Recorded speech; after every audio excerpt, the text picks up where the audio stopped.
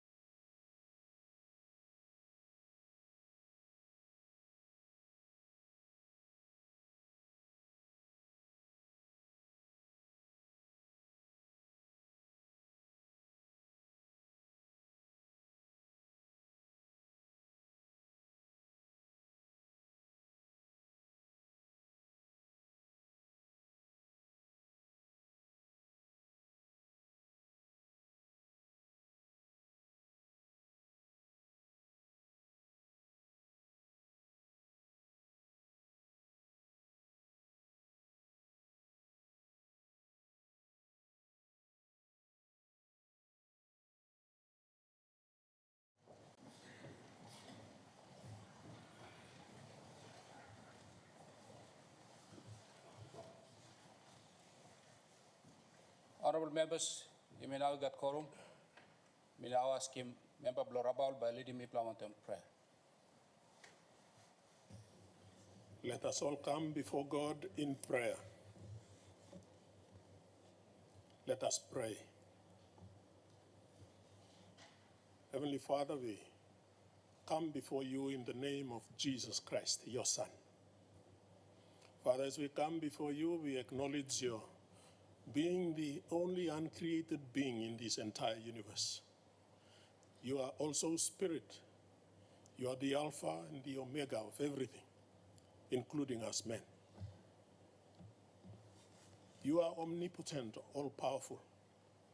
You are omniscient, all-knowing. You know each and every one of us members of this parliament and every other person in the gallery who will be observing. You know us inside out. Nothing in the whole of creation is hidden from you. That is why you have the name omniscient and all-knowing God. You are omnipresent. You are present with us, whether we are conscious of your presence or not. We praise you and we thank you, Father, for all that you are to us. Father, we come before you this morning once again, asking for the guidance of you, Holy Spirit of God, to lead us in our deliberations this morning on behalf of your people. We praise you, we thank you. Cleanse us as we go into our meeting today. Cleanse us with your precious blood. We surrender ourselves to you now. This is our prayer, and we ask it from you, Father, in no other name but the precious name of Jesus Christ, who taught us to pray, saying, Our Father, who art in heaven, hallowed be your name. Your kingdom come. Thy will be done on earth as it is in heaven. Give us this day our daily bread, and forgive us our trespasses, as we forgive those who trespass against us. And lead us not into temptation, but deliver us from evil. For yours is the kingdom, the power, and the glory, forever and ever. Amen.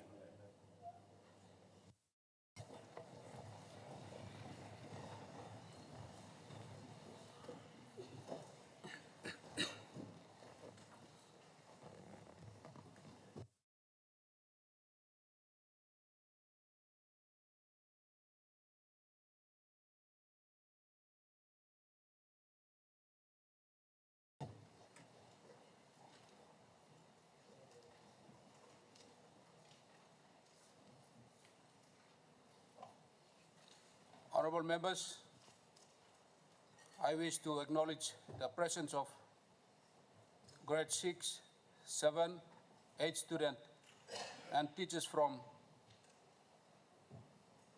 Sacred Heart Berina Primary School in Kairuku District, Central Provincial, present in the public gallery.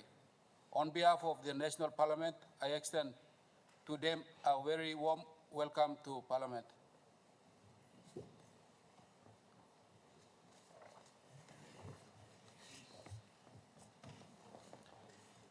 Are there any petitions? Notices? Honorable members, question time. Honorable member for Northeast. Thank you, Assistant Speaker. May I ask him question about talk sawe. Egola Minister of Civil Aviation and the Lands Minister take note of this question. Early 2024, February, I think I asked the same question on this floor of Parliament regarding the aerodrome land around Jackson International Airport, and it might go to other airports of our provinces.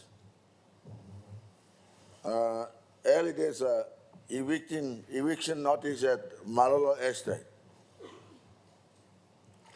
And when we go to the map, we see that Malolo Estate is not near to the flying path. It's at the side of ATS and going this way down to 9 Mile. And I would like to ask the minister if we got any plan to extend this area under the development of aerodrome, or otherwise, if we can release the land to NCDC, we can accompany in the settlement to SAWA program, because the land has been developed by the residents there through the arrangements with the landowner, customary landowners. And when we do our total research and we check that Gazette number 57 of 2010, they classify this land as aerodrome. And they also classify one of the institutional houses in Coney as aerodrome too. And then when I see that, also the other foreign companies going along right next to the perimeter fence doing development. So where is our people that are already developed, investing their little money to come up with feminine structures? So I asked the minister if we got plan on that area, which claimed to be aerodrome, if they got a development plan. But since the city is growing, me and my governor are ready to capture disabled under my settlement to SAWA program. So if the minister can respond to that one so that we can accommodate them under our settlement to SAWA program, because people has been there for more than 30 years. That's question number one. Question number two, the aerodrome in land itself, if the minister can look at Gazette number 57 and talk with the lands minister to review that Gazette, because some of the land that they capture under this aerodrome, it does not specifically under aerodrome. So they have to review that one so that we can specifically capture the flying part, the wing part, flying wing, from the eastern side and the western side, and then the other land going ATS, coming back to airways. So that's my two questions. One, do they have the plan for Saiwara and people on the aerodrome outside of the perimeter of real aerodrome? Number two, do they have to revisit the Gazette 57, 2010 on the aerodrome road that they can specifically identify where the aerodrome boundary? Thank you, Mr. Speaker. All members, before me give him Luk Savel or Minister, me like Chai like Tok Savel Sama. You may got you may use him 2+ system now. All speaker, all earpiece by nona walk. Now you may use him 2+ system. I'm stop on top long table belong you blow one. Now long time, you may got time at up. You may use him all plus system, but all clock by control him longer. Mr. Minister for Civil Aviation. Thank you, good plan minister. Good plan leader. Me to ask him, good plan ask him, and me talk thank you. Big plan look save me, and me look him also plenty ground where airport the stop long end or ground where place balus. And me on him long end plenty, he been go out illegally. Only no go through the proper way lo kisim. Me look him sambla as why come up in his lo must be long and you talk sambla something you go and me go out finish. I think this morning me meet him a lawyer man and been back him mention legal law. sample power play come up na this la ground you go pin starts all Arab plus 2 or something stuff upside down me talk so also illegally go. Time me come in also minister me put him stop. Na bantry must come up place clear. Something below place balus something below place balus. Na something belong yubla something below yubla. Now you must operate outside law bantry below you may not can come inside law place balus. People like making plenty something you saw. People one you may man he got wisdom na knowledge understanding na you may sign up long election.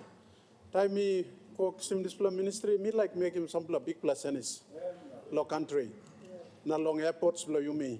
So all got the ground long country where 22 airports is down me talk nogat. Next week by me issue him some blah. Or I go out now all police by start law. Rausim all keta. Now people like Banisim area. Even you've been live there for 10 years, 15 years, 20 years, still by you lose him. You by vacate him. So that you can make him. You all keta at least travel outside this country. Some big hotels now. All Arab something and stop close to the airport. And people like him display kaina. People like him display can come up. So that you can make him some progress long airports below you some priority areas that people like look people like bantry put him bantry lot display good. Not too also people me papain him out some heavy inside lot display. Some areas that even the government departments na government something too you mean like make him lot display. That's all prime minister and all ministers now all members of parliament. Good plan long give him ground yet some heavy you miss have a go inside too. Na kind of same so. You must look good na talk lot display. Mibla still work law kisim information na kisim long all Arab big play airports below you may how you can make him Jackson's airport and by progress also big play airport city na maybe you mean improve him or parking bay na you may make him running or runway also last time you make at 737 where me got tire flat long runway na you may kiss him timely click you may divert him or flights you come maybe you may can make him narabla tubla or side so that only can meet him display runway so that narabla got heavy and can send down long halfway narabla tubla or one play can in operations na kind something all same so some big plans that me he got na me work law talk round na some man investors he come law invest long big plus city na me need him ground you like give him ground law NEC or law airport am right that's why you like kiss him tambu you mean not up kiss him one black ground law display up so display all talks away by go out one him technical one him title one him function or one him you name him me tamblo to mas mino clear that so as long as airport where place balus na mi pla NEC look out him long end nogat by non happy go na you must think big na you can develop him Jacksons na two me like talk save two also mi pla ready long Mount Haken airport 40 million please state enterprise take note na one him Guinea please give him some money na mi pla start him mi pla ready finish na mi pla ready long display. Toku progress go close to by come up na me by sawe maybe 3 million maybe 40 million but you may can look him na you may can put him money out na kind of sem so. Please help us to help you so that you can have a smooth flow in and out of this country Minister, or enjoy your Minister, domestic interrupting you. and in You can face him through China. oh sorry. Thank you. I think Emtasol, yeah. Emtasol, so thank you very much. Honorable Mr. Governor for Southern Islands.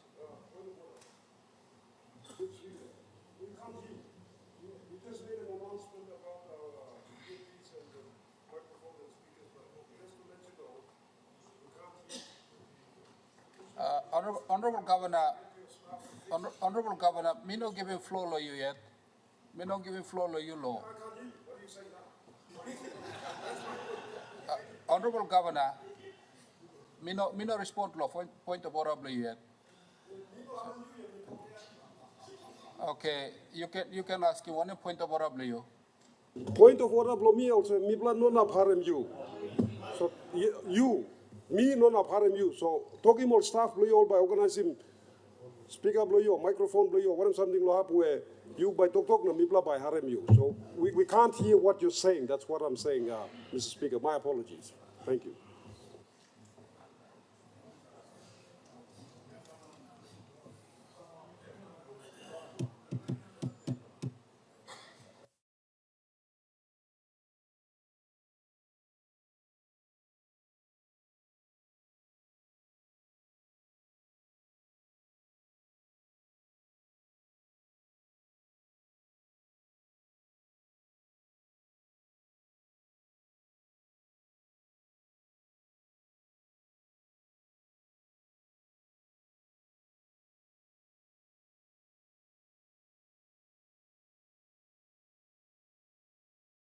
Honorable Governor,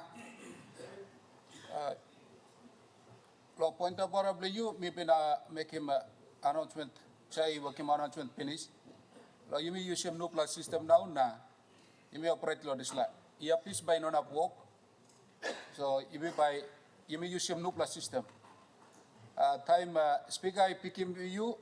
Now but you look him red light you on him. But you can give him point of order or you can give him talk blow you law floor. At the clear. Mr. Honorable Governor for Southern Islands. Thank you, Mr. Assistant Speaker. My series of questions without notice is directed to the good Minister for Works and Highways, the Honorable Solon Medicine. My questions, Mr. Assistant Speaker, relates to the stop work, abandoned sealing of highway from Mendi to Poroma to Nipa and to Hela.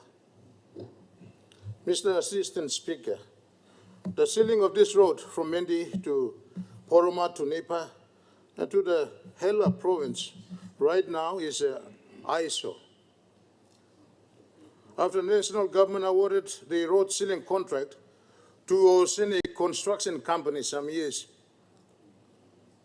in 2021 or thereabout, Mr. Speaker, my people of Nipa, Poroma, Nembi Plateau, and Kudubu are complaining. When will the sealing of this road commence, as there is nothing happening after the contract was awarded?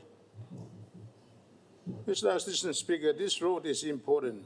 Karem, cargo block, PNG, LNG, ego come. Amipla, ilon simdispla. Contract, sample year go finish, now work in or start. So me ask him, Minister for Works, can you assure my people, the province, when will this sealing work start? Secondly, Mr. Assistant Speaker, how much money has been paid by the government to this contractor for this work to date? I say this because the people of Southern Highlands need to know the contractor has stopped work. The contractor has been blaming the state for not honoring the contract. And after following through works, they have advised us that money has been paid. So we are going around in circles looking for a contractor and coming back to the state. So some clarity must be made to the people on the progress of work and how much has been paid on this very important national highway. Thirdly, Mr. Assistant Speaker, I note that the government has been paid close to 10 to 14 million in tax revenue by ExxonMobil and the PNG LNG partners. Right now, you go to Tindom Hill in Nipa, saving the PNG LNG footprint. This section of the highway is not possible for any vehicles to travel. There's no LNG cargo going up that way. And then you leave Nipa Secondary School going towards Magarima, that road is gone. The highway on this hill has been washed away, and many big trucks carrying cargoes to the LNG site are not able to travel this road, Mr. Speaker. Can the Department of Works assure our people to carry out immediate emergency maintenance work on these critical sections of the National Highway? Finally, Mr. Speaker, the questions on sealing of this road from Mendi to Poroma to Nipa and to Hela has been raised time and again in this honorable House by leaders from the Southern Highlands province, including the member for Nipa Kurubu and now Minister for Defense, the Honorable Dr. Billy Joseph. And I'm requesting, through you, Mr. Acting Speaker, for the Minister of Works to bring the Secretary and officials of the Department of Works, the contractor Oceanic Construction, and the Southern Highlands government officials, including myself, and the member for Nipa Kurubu, Minister, and now Minister for Defense, the Honorable Dr. Billy Joseph, for a final roundtable conference to deal with this matter once and for all and give assurance, because we are approaching election year in 2027, and this is one of the key impact projects in my province, saving the PNG LNG in this country. Thank you, Mr. Acting Speaker. Mr. Minister for Works and Highways. Thank you, through you, Assistant Speaker. Let me thank the good Governor for Southern Highlands for the good pertinent questions on the road sealing and also the contractor Oceanic Limited, who said emi kisim la contract lo Mendi, kolo Poroma, kolo Nipa, nago osem lo Amboa, kolo Amboa Nipa. This Plahap road you got 2+16, Mendi go lo Nipa, na Nipa go Amboa Hela, na pla contractor ibin kisim. So let me answer some of those questions, serious questions that he raised. The Mendi Nipa to Amboa Hela is a Highlands highway. It's a Highlands highway, and also it's a very important road.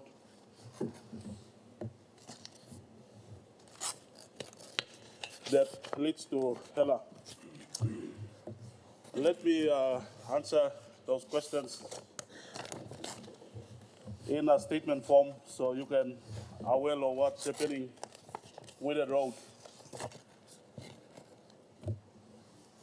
Mr. Speaker, Assistant Speaker, currently the Construct Oceanic Limited, which is a local contractor from Southern Highlands, is working on that section between Mendi to Nipa Station, Koselo Poroma, Nagokotalo Nipa Station. Mr. Assistant Speaker, Construct Oceanic Limited is working from Mendi town, start from Kibru Junction to Nipa Secondary School. The contract section is almost about 58.6 kilometers. At a contract cost of 221.8 million.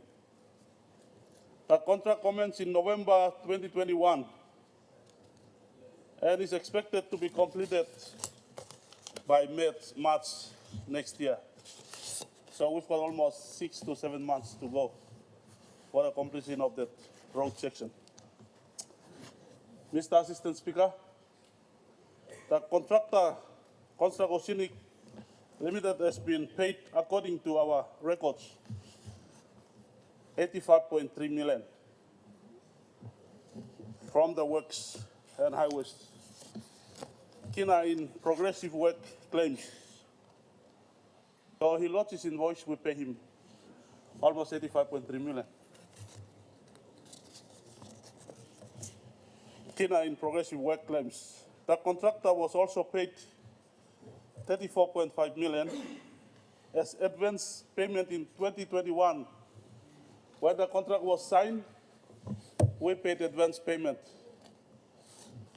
Advance payment, 34.5 million was paid. In total, the contractor has been paid almost 119.8 million. Guinea. The contractor has been paid 54% of the total contract without contract amount with a balance of 46% remaining. Mr. Assistant Speaker, the contractor has been on site for the last 43 months, which is equivalent to 3 years and 7 months. The contractor has a balance of only 7 months before the contract is lapsed. The contractor has been already used up almost 82% of the time, and work on site is only 36%. Mr. Assistant Speaker, in relation to physical works progress on the site, the contractor, Construct Oceanic Limited, has only achieved 36%, which is equivalent to 21 kilometers of road works so far. It has only sealed, the contractor has only sealed 6 kilometers of road and 23 kilometers of pavement works and 20 kilometers of drainage works. Mr. Speaker, as far as my department is concerned, we have honored the state commitment in paying the contractor 54% of the contract amount at almost 120 million in total payments since he got a contract in 2021. However, the contractor has only done 36% of the works while being on site for the last 3 years and 7 months, and saying that government has not honored its commitment. That was a lie. Mr. Assistant Speaker, the contractor, Construct Oceanic Limited, has been paid extra 18% in comparison to physical works and financial payments to date. The contractor is 28% behind time for the completion, and has an outstanding work of almost 64% more to go, yet to complete. The contractor has only 7 months to complete the 64% outstanding works, which is not possible. Mr. Assistant Speaker,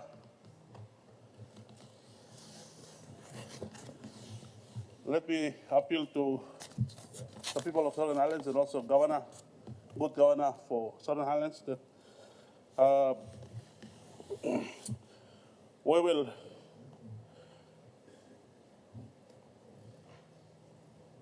as a good contract administration from my department, I will direct my department officers to ensure such poor performing contractors will be dealt with accordingly under the terms and conditions of the contract as suggested by good Governor. We will meet with, also let me appeal to you that we will meet you and the team from Southern Highlands to solve this problem once and for all, as you have stated. After the meeting today, I will direct my team to that, including the leaders of Southern Highlands, even the Hela as well too, because that road is important road from Mendi to Hela as well. So I will get my team to meet us today, this evening or tomorrow morning, and we'll sort that out. Finally, Mr. Assistant Speaker, particular project has been also audited by the external auditors and engaged by the Procurement department as well too. So that particular section of the road is also under audit as well. So let me appeal to the people that we will have the audit report. We will also sit down today or tomorrow, and after that we will find a way forward for that road to be sealed because that road is very important road. So let me appeal to the people of Southern Highlands and the Hela that we will come down hard on this road to make sure the road is sealed. The other question on maintenance, we also are working on some maintenance on that road as well. And also the other contractor who got the road from Ambua to Nipa to Ambua to Hela is doing fantastic job. The road is sealing, so you compare the both contractors who got the contracts at the same time. The other one is going to complete it very soon, and the other one didn't progress the work very well. So I think it's a good concern raised by the governor for Hela, Southern Highlands, and we will sit down and get this solved. Thank you, Assistant Speaker. Honorable Member for Comolia, your supplementary. In any contract being awarded, Deputy Speaker, Assistant Speaker, the supervision team has to come from the Works Department, and there had to be proper justifications before you do the payment. So, in this awarding of contract, there's a suspicious deed. So, there must be a proper investigation. Be called forthwith.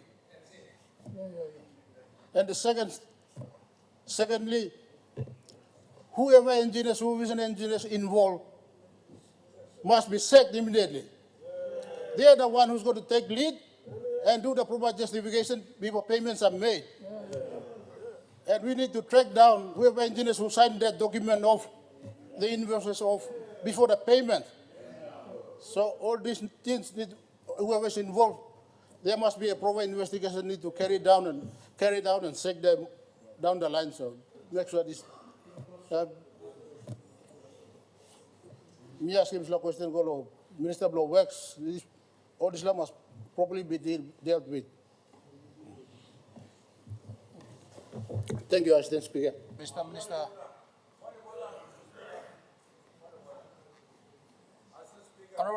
Honorable Governor for Morobe, what is your point of order? Time indicator is known, so how do we know that how much time left? How much time would you have? So can you clarify this, Mr. Speaker? Time on the days off.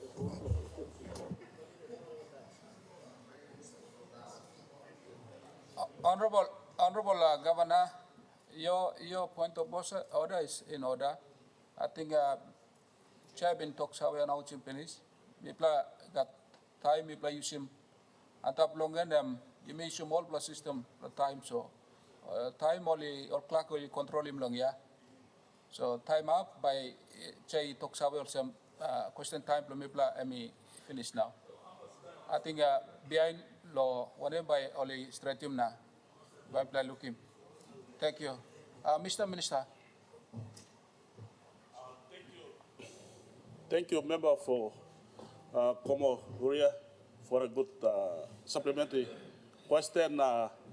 That's why we have the audit recommended the road to be audited. So there'll be audit recommendations coming out. That's the point one. Two, MIPLA, all process where all recommendations, all work reports will come from the Provincial works team on the ground up to the secretary to sign off the payment. So he got process and stuff. So we paid through normal process, but along the way, system, straight, the audit team will be auditing that road, so they will recommend to us what happened. So one time display, Assistant Speaker, thank you.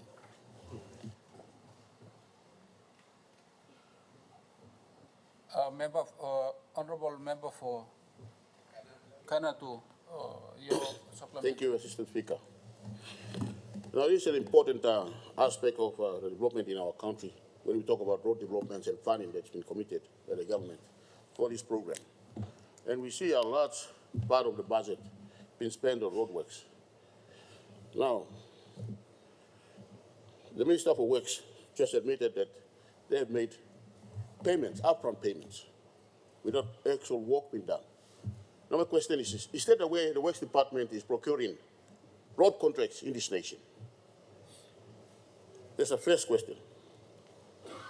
The second question, supplementary question is, how did Works Department procure contracts and award a contract to a company that's been paid almost 100 million kina, perhaps more than that, and they've not even done close to 80 or 90% of the work.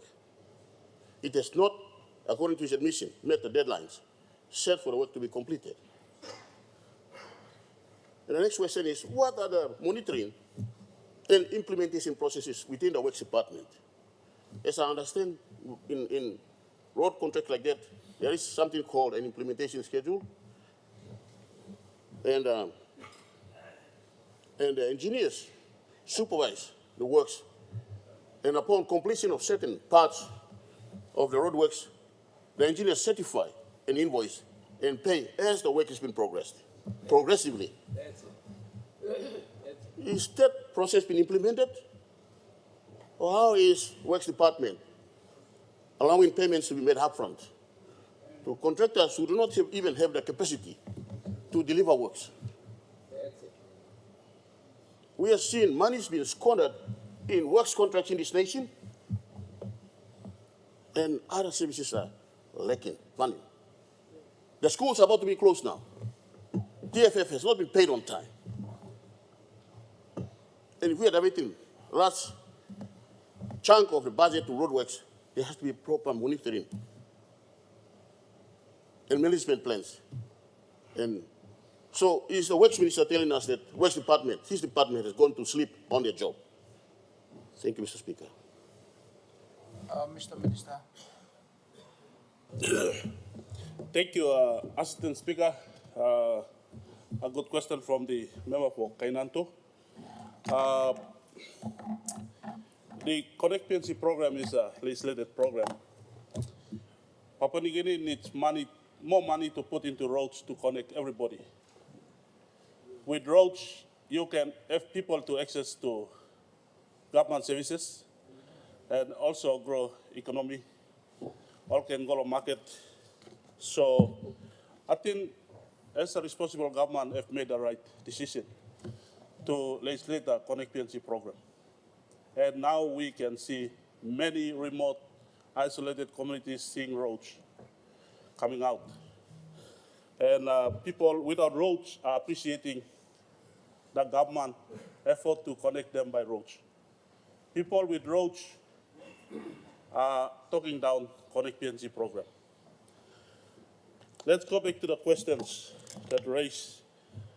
We have, under the Works Department, to procure, to give contracts, award contracts. It's a stringent process. We have almost 14 to 16 processes that goes through before awarding a contract. When a contractor is awarded a contract and is on the ground, we have to pay mobilization. And when we pay mobilization, there is a contract time frame. So within the time, we have to pay his contract. It's the contractor that needs to perform on the road, on the contract that he gets. And we have a process. Once the contractor gets a contract, the Works Department sends engineers. Also, contractor has his own engineers on the ground too. And the Provincial Works team come in as well. So this contract has been given, and procurement process, everything was followed. But the payments on time and also check to pay the contractor to continue to work, the work that he output that he performed was not to the standard. That's why we have that process now, and we are changing some of the progress, or procurement, also supervision, monitoring, all these ones, and maybe start law improving. That's why this is one of the roads that we have asked audit team to go in as well. So once they recommend to us, we will start getting hard and also refer this contractor, terminate the contract, and work on the other contractor to move in. So these are processes we are going through. All all still monitoring now all something and we play at this process now will improve it. So I think as we move on, connectivity program started in 2021. So as we move on, most of the progress may play by time law, improving. So this is some of the things that is happening. So we like Asurim house, but the people also, we are trying all of our best to make sure contractors are paid, make sure contractors do their work. If they don't do their work, there's penalties that we will have to implement. So we like Asurim's House. Thank you. Through you, as the speaker. The Honorable Governor for ECP. Thank you, Mr. Acting Speaker. Asking Blomi no got talk sabe me like asking Minister of Agriculture so let me no stop. So me by directing me go along Honorable Prime Minister suppose I mean uplo bekim. Mr. Assistant Speaker, me kisim talk sabe come long all retailers also. You got a problem with them kakaruk supply inside long country. And now? Hap talk sabe come to also online lo zena getting one pla chicken production facility belong all paya ikukim na more than 60,000 plakakrok indai.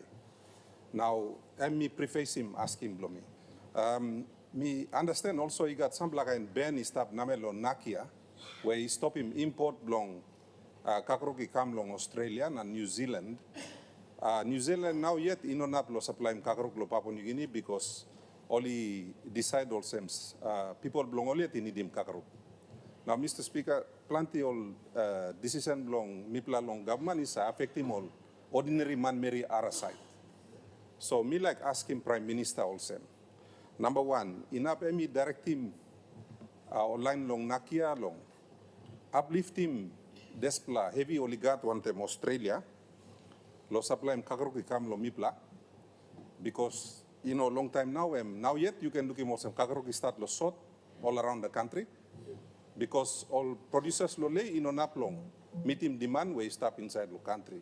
Number one. Number two, inap emi ask him all line lo Nakia long straight him so that behind time by no got same kind heavy come up where all decision belong only give him heavy law people belong all ordinary citizens like Gona buy him kakaruk. Na suppose I mean on up lo give him this la back him now. Suppose Prime Minister in up lo give him one plan undertaking where he can come back tomorrow or next week now, give him some back him. But our all retailers only need him this assurance because only give him talk sabe also kakruk and by run out. So this advance warning only try and talk one time Nakia like long harim talk long retailers. Also only bring him come lo me lo bami raise him inside lo display honorable house. Thank you, Mr. Assistant Speaker. Mr. Prime Minister. All right, thank you, Mr. Assistant Speaker. We like thank you for question long regional member of ACP Governor. Bed law ask him this important question. Pass them through. We look so long all visitors long public gallery. More importantly, all picking me long Sacred Heart School long Barena. You come long Parliament. Sincere welcome to Parliament once again. The question is important. But I want to also indicate when Nakia ceased importation of processed chicken from outside due to bird flu, there arose an opportunity for local producers of chicken, especially our people in the markets, to rise up to produce. The consumption of chicken in our country is almost over 500 million kina industry. The consumption threshold is at around 500 million kina. It's an opportunity for our local farmers to step up and produce to fill in that void. And I want to encourage all our people right across our country, if there is a mother selling chicken in a market, go to that mother, buy the chicken from her than anywhere else. Stopping food importation is a priority of this government. Chicken is the easiest place where we could substitute imports, as well as piggery and other source of protein. We want to also migrate to that space at the very earliest. I noted Governor's reflection that the manufacturers or producers of chicken in our country, and they're also local companies, so we want to encourage them to go into this space. The government policy overarching would be that at a point in time, no more importation of chicken. And so we want to work. Minister of Commerce is on the drive to, I beg your pardon, international trade and in fact commerce. Both of them on a drive to work with those chicken processing companies in our country, the poultry companies, to ramp up production locally instead of relying on import of cheap chicken from Asia or from Australia or elsewhere. But in any case, to address the deficiency on the shelves right now, I give an undertaking that we will talk to NACIA without compromising our standards. If NACIA could work to uplift the ban or moratorium on ban to fill in that void, but in mid-term to long-term, I want to encourage every SMEs out there. You may have finished long one block, leader of law country where he's an advocate law, public interest, regional member of long. Even a speaker me talk, you got chicken need law production. Given time law, Mama Group, Papa Group, youths, producing chicken, supply Mosby, supply Lay, supply Wiwek, supply Hagen, supply my local community, needy stuff, let's produce locally. And he may encourage him the chain of assisting chicken production in our country to grow. But for the temporary relief measure, I give assurance we'll ask NACIA to look into uplifting the importation, but that is something on the temporary. In the mid-term to long-term, we must stop chicken imports from outside and produce locally. Thank you. The Governor for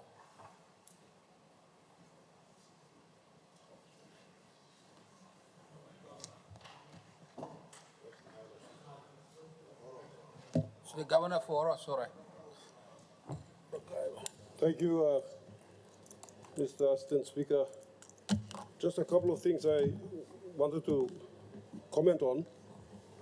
I think the point by Governor Morobe is quite important because we don't know the actual time for the question time. If time is running out and some of us still want to ask questions, it makes it difficult for us to request an extension. So that's an issue that I think we need to have rectified. Also, it's difficult for supplementary questions or points of order if the speaker is not picking it up at where the member is sitting. Just some points I thought I'd bring to your attention. My questions are directed to the Minister for Transport. If the minister is here, I can't see him here, so I will redirect my questions to the Prime Minister instead. And the questions are in relation to the Road Transport Authority, a newly created entity that has now started to create chaos in Papua New Guinea, insofar as obtaining a license or renewing your license is concerned, or registering your vehicle is concerned. This used to take between 30 minutes to an hour. Now it's taking an entire day, we are informed. And there are many complaints on social media, wherever you care to listen, from concerned citizens about the problems they are facing with Road Transport Authority. Recently, this organization has taken over the functions from MVIL, which performed this function quite well. And provinces partnered with MVIL, and MVIL carried out this function quite well, and then paid us our portion of the revenues.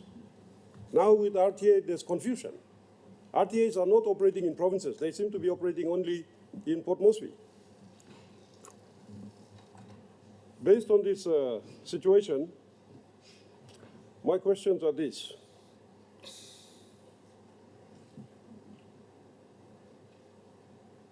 Through you, Mr. Assistant Speaker. Minister, what specific actions are you taking to address the drastic decline in efficiency at the RTA? where service that once took less than an hour under MVIL now consumes an entire day for many citizens. Question 2. Minister, is your ministry aware of the widespread public complaints regarding the poor performance, service, and apathy from RTA staff? And what immediate measures will be implemented to ensure our people are treated with respect and professionalism? Today, I had to go through a roadblock where RTA officers, you can't tell the difference between them and the ordinary boy seller. Tomorrow is Friday. You're going to go through several of these roadblocks. And when you come through the international airport, if you're a visitor or tourist, the first public servant you will confront after you leave the airport will be an RTA officer, his mouth full of boy. You can't tell whether he's public servant or he's boy seller. That's what confronts our visitors. And then if you go to the RTA office now, I've received several complaints about the apathy demonstrated by the public servants that are working in there. The lack of care they have for our citizens and our visitors, investors, etc. Question number 3.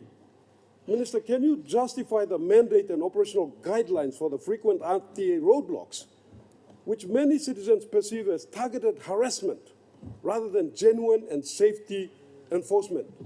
Many of these vehicles, unroadworthy vehicles, no brake lights, no indicator lights, are still running around today, even after all these roadblocks. What are we achieving?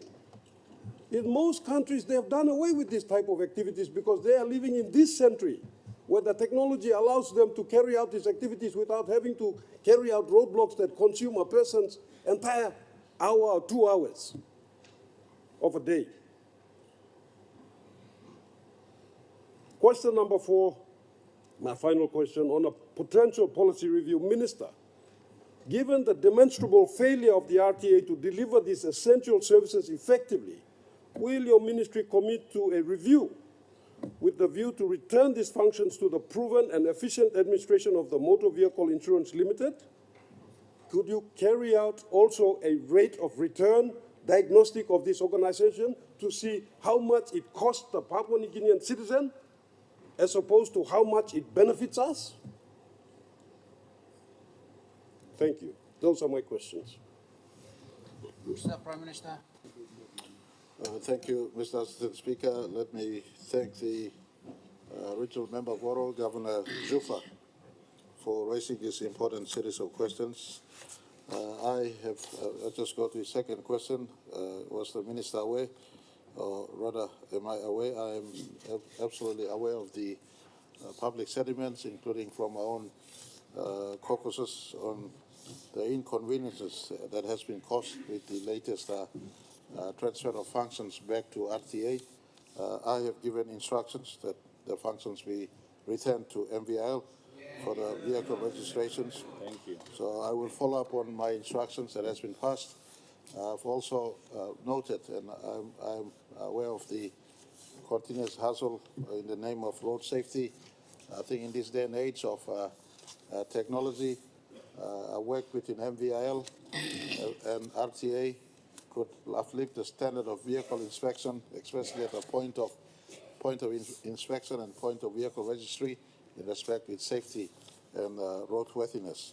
So those instructions have been passed, but in the interest of responding satisfactorily to the series of questions raised, I will now ask through this broadcast, ask the RTA and Chief Secretary's office to meet and to ensure that the functions that needs to go back, especially pertaining to vehicle registration, is restored back to MVIL. By the way, MVIL never released those functions. It was assumed in the operation of law, but because RTI is responsible for road transport, we will certainly restore it back to MVIL to make sure that they continue to function as a vehicle registry hub. RTI remains an important instrument set up by governments before to make as a body that supervises the continuous maintenance of road. Doing road is one thing, but maintenance of road is another thing. And so it was intended to set up to maintain road. Unfortunately, our ability for user pay in our country. The way it was structured was for a user pay basis.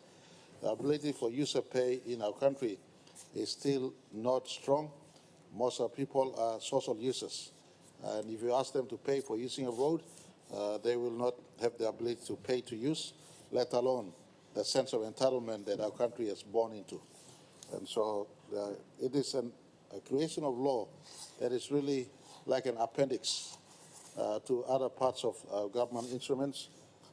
We, in our effort to relook at all structures of government that we carry in our country thus far, it is one body that is under strong consideration for either amalgamation or redundancy, or if not, make them serve better in spaces that are useful of, instead of assuming functions that will not complement efficiency but create impediments. I hope this answer is sufficient, but Governor, certainly through your question, I will meet the organization's concern. The Minister did convey his apologies. He will not be in session today. There's an emergency back in his electorate, and he had to leave for his electorate this morning. Likewise, the earlier question for Minister of Agriculture, he's got a personal emergency. As a person closest to him in his family is down with illness, so he's attending to this matter. Thank you very much, Mr. Assistant Speaker. Honorable members, asking me no got to sawe, I may finish. Leader of government business. Thank you, Mr. Assistant Speaker. I ask leave of Parliament to move a motion without notice. Is leave granted? Leave granted. Mr. Assistant Speaker, I move that so much of the standing orders be suspended as would prevent notice numbers 162, 163 government business being called on forthwith.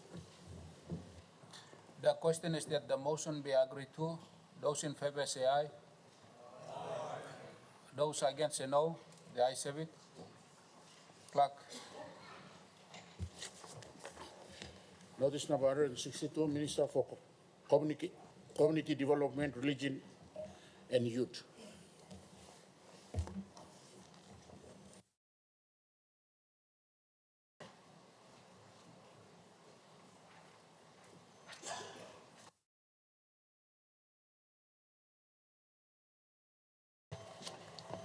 Clerk.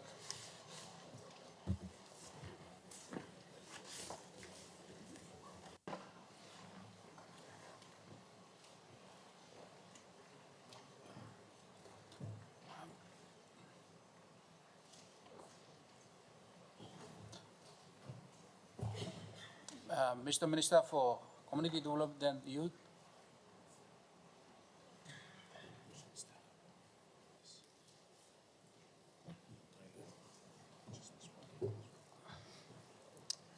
Mr. Speaker, I present the Disability Bill Service Bill 2025.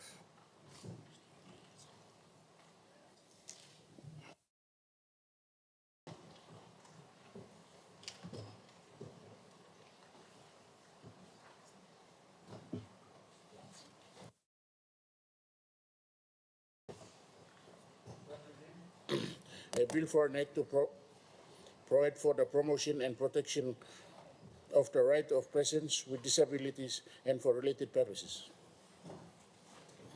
Mr. Minister for Community Development and Youth.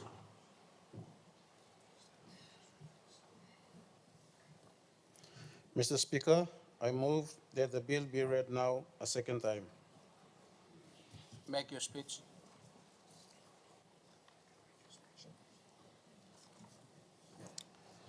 Mr. Speaker, I speak representing the 16% of our nation's population, which is about 1.6 million people who are persons with disabilities, PWDs.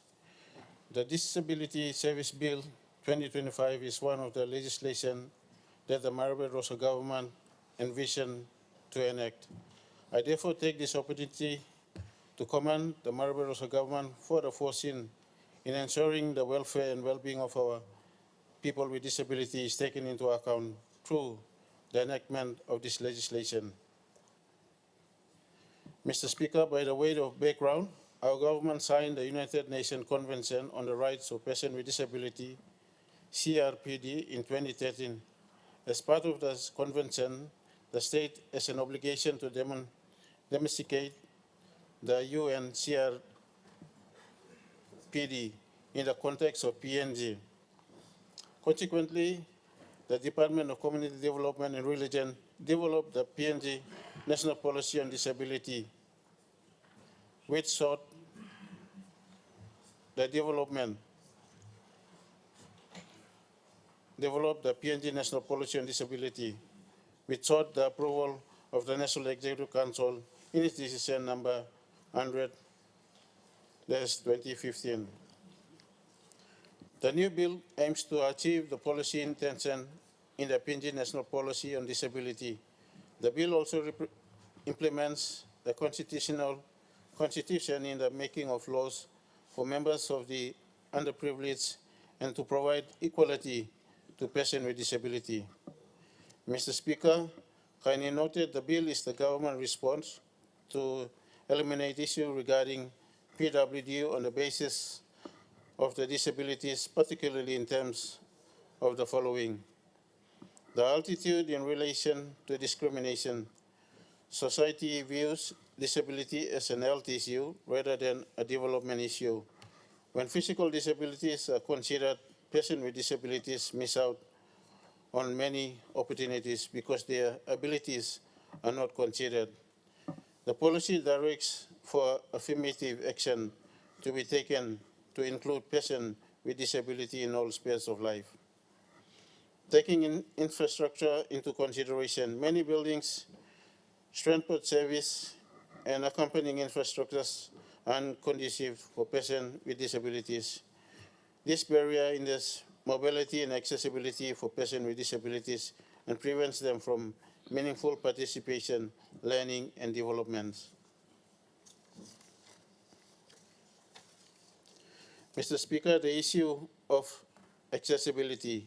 The accessibility barriers that persons with disabilities encounters disadvantage them from opportunities for better their lives. The bill will provide for a coordinated effort from stakeholders to create broad-based action to address accessible barriers faced by persons with disabilities. Mr. Speaker, the bill will furthermore provide for our people with disabilities equal opportunities in education, employment, healthcare, voting rights, and community participation.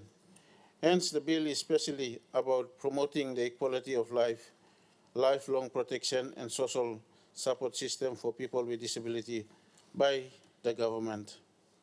Mr. Speaker, I would like to convey this to the people with disability population in our country.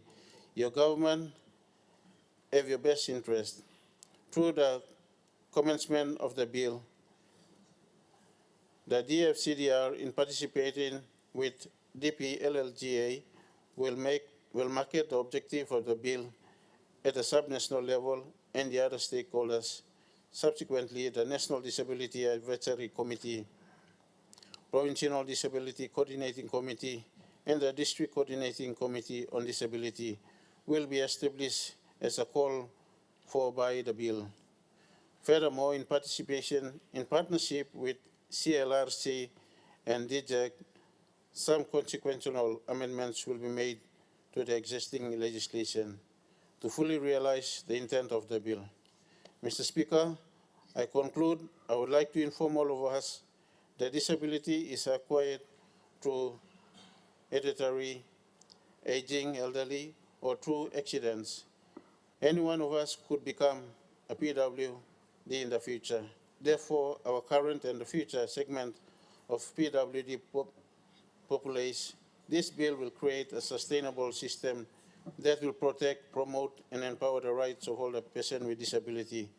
Having said that all, I henceforth commend the bill service bill 2025. Thank you. Mr. Prime Minister. Mr. Assistant Speaker, me sana pastem through long. Commending Minister of this important bill. Na me talk sorry, suppose statement blogger circulate. But the bill basically simple. For the first time now, by we got one law in banisim people living with disability in our country. Work with me as a member of parliament in our local kisim check lo DSIP, PSIP taso. Me hamas you sit down witnessing one historic bill in the face of our 50th, a bill to envelope over 1.5 million people in our country who live with some form of disability. About 4 weeks ago, I had the distinct honor of my life to be in and amidst the leaders of our 21 provinces and the autonomous region of Bougainville, the leaders of disabled people. Some were blind, some were partially crippled, some were crippled on both legs, sitting in wheelchair. Some blood nogat hand, one of my own schoolmates in Kabifa, named Logan and Medley and Yao Pass, and President Long, the President of this group too. They said, Prime Minister, you first floor Prime Minister Logam sit down on the disabled line. I'll ask him that this law, Blong Miplaya, it must come to Parliament hurry up. Now me talking about work start finish, Minister play driving or something. Close to Bakam. Me like to thank you too much, Minister, na Department Blue. Protecting the least of the least amongst us, the weak of the weakest amongst us. I want to say will bring joy to them that they are being finally recognized in their own country. Will I encourage them over the member you may stop. The people living with disability amongst us. Construct your school and infrastructures and the public infrastructures with consideration for those who do not have the gift of sight, those who are not walking properly, those who are on wheelchair, those who are deaf. We must be conscious that this report says 16%, but in global average, it is believed about 10% of population live with one form of disability or another, as far as United Nations statistics is concerned. And Mila asking me, give him support. If it is in this paper's time, from both sides, stand up and talk to those people living with disability. We love them. We care for them. We finally, through this parliament, bring a law that protects them, envelops them, and will allocate resources to them so that they too live with dignity in the country they are born into. And I want to commend the Minister for your tireless work, and to all people of any form of disability in our country. On behalf of my own family, my wife Rachel, my children, and my people of Taripori and the country, all in all, want to say, in our 50th anniversary of our nationhood, this is a gift to people living with disability in our country, to protect you, to tell you the country loves you. You're equal, just like any one of us who are equal in this country. Thank you too much. Honorable Deputy Opposition Leader. Thank you, Assistant Speaker, for giving me opportunity. First time through before me debate bill, be taking this opportunity to thank him, Opposition Leader and team of the Opposition Caucus for giving me the opportunity to serve His Majesty the Opposition and the country PNG at large. I would like to also contribute to the debate on the bill. The bill is that we fully support from the opposition by way of trying to understand. For me personally, is that I support it in this way. My district, North-Fly district, since 2017, we have a rep that is appointed to be in the DDA board. We've done that since 2017, and we continue to serve into this second term. So people with disability was one of our key agenda, when we felt that they were missing out in this decision making. They have to be a voice. So that's the context of my district, which I want to inform the minister that I place on record the first district in PNG, if I may say, that has a DDA board who are people with disability. And we are continuing to do that in this term. They have a voice in our DDA government. On that note, I support the Prime Minister by way of saying that it's a 50 years anniversary and these people have been missing out and rightfully they need to be recognized, which is long overdue. And somehow we have to accommodate them. And this bill is timely, Minister, we strongly support that. You go to other countries, they do their structure of the organization is in a way that very orderly, and there is an inclusive system where you by looking at them online want a disability.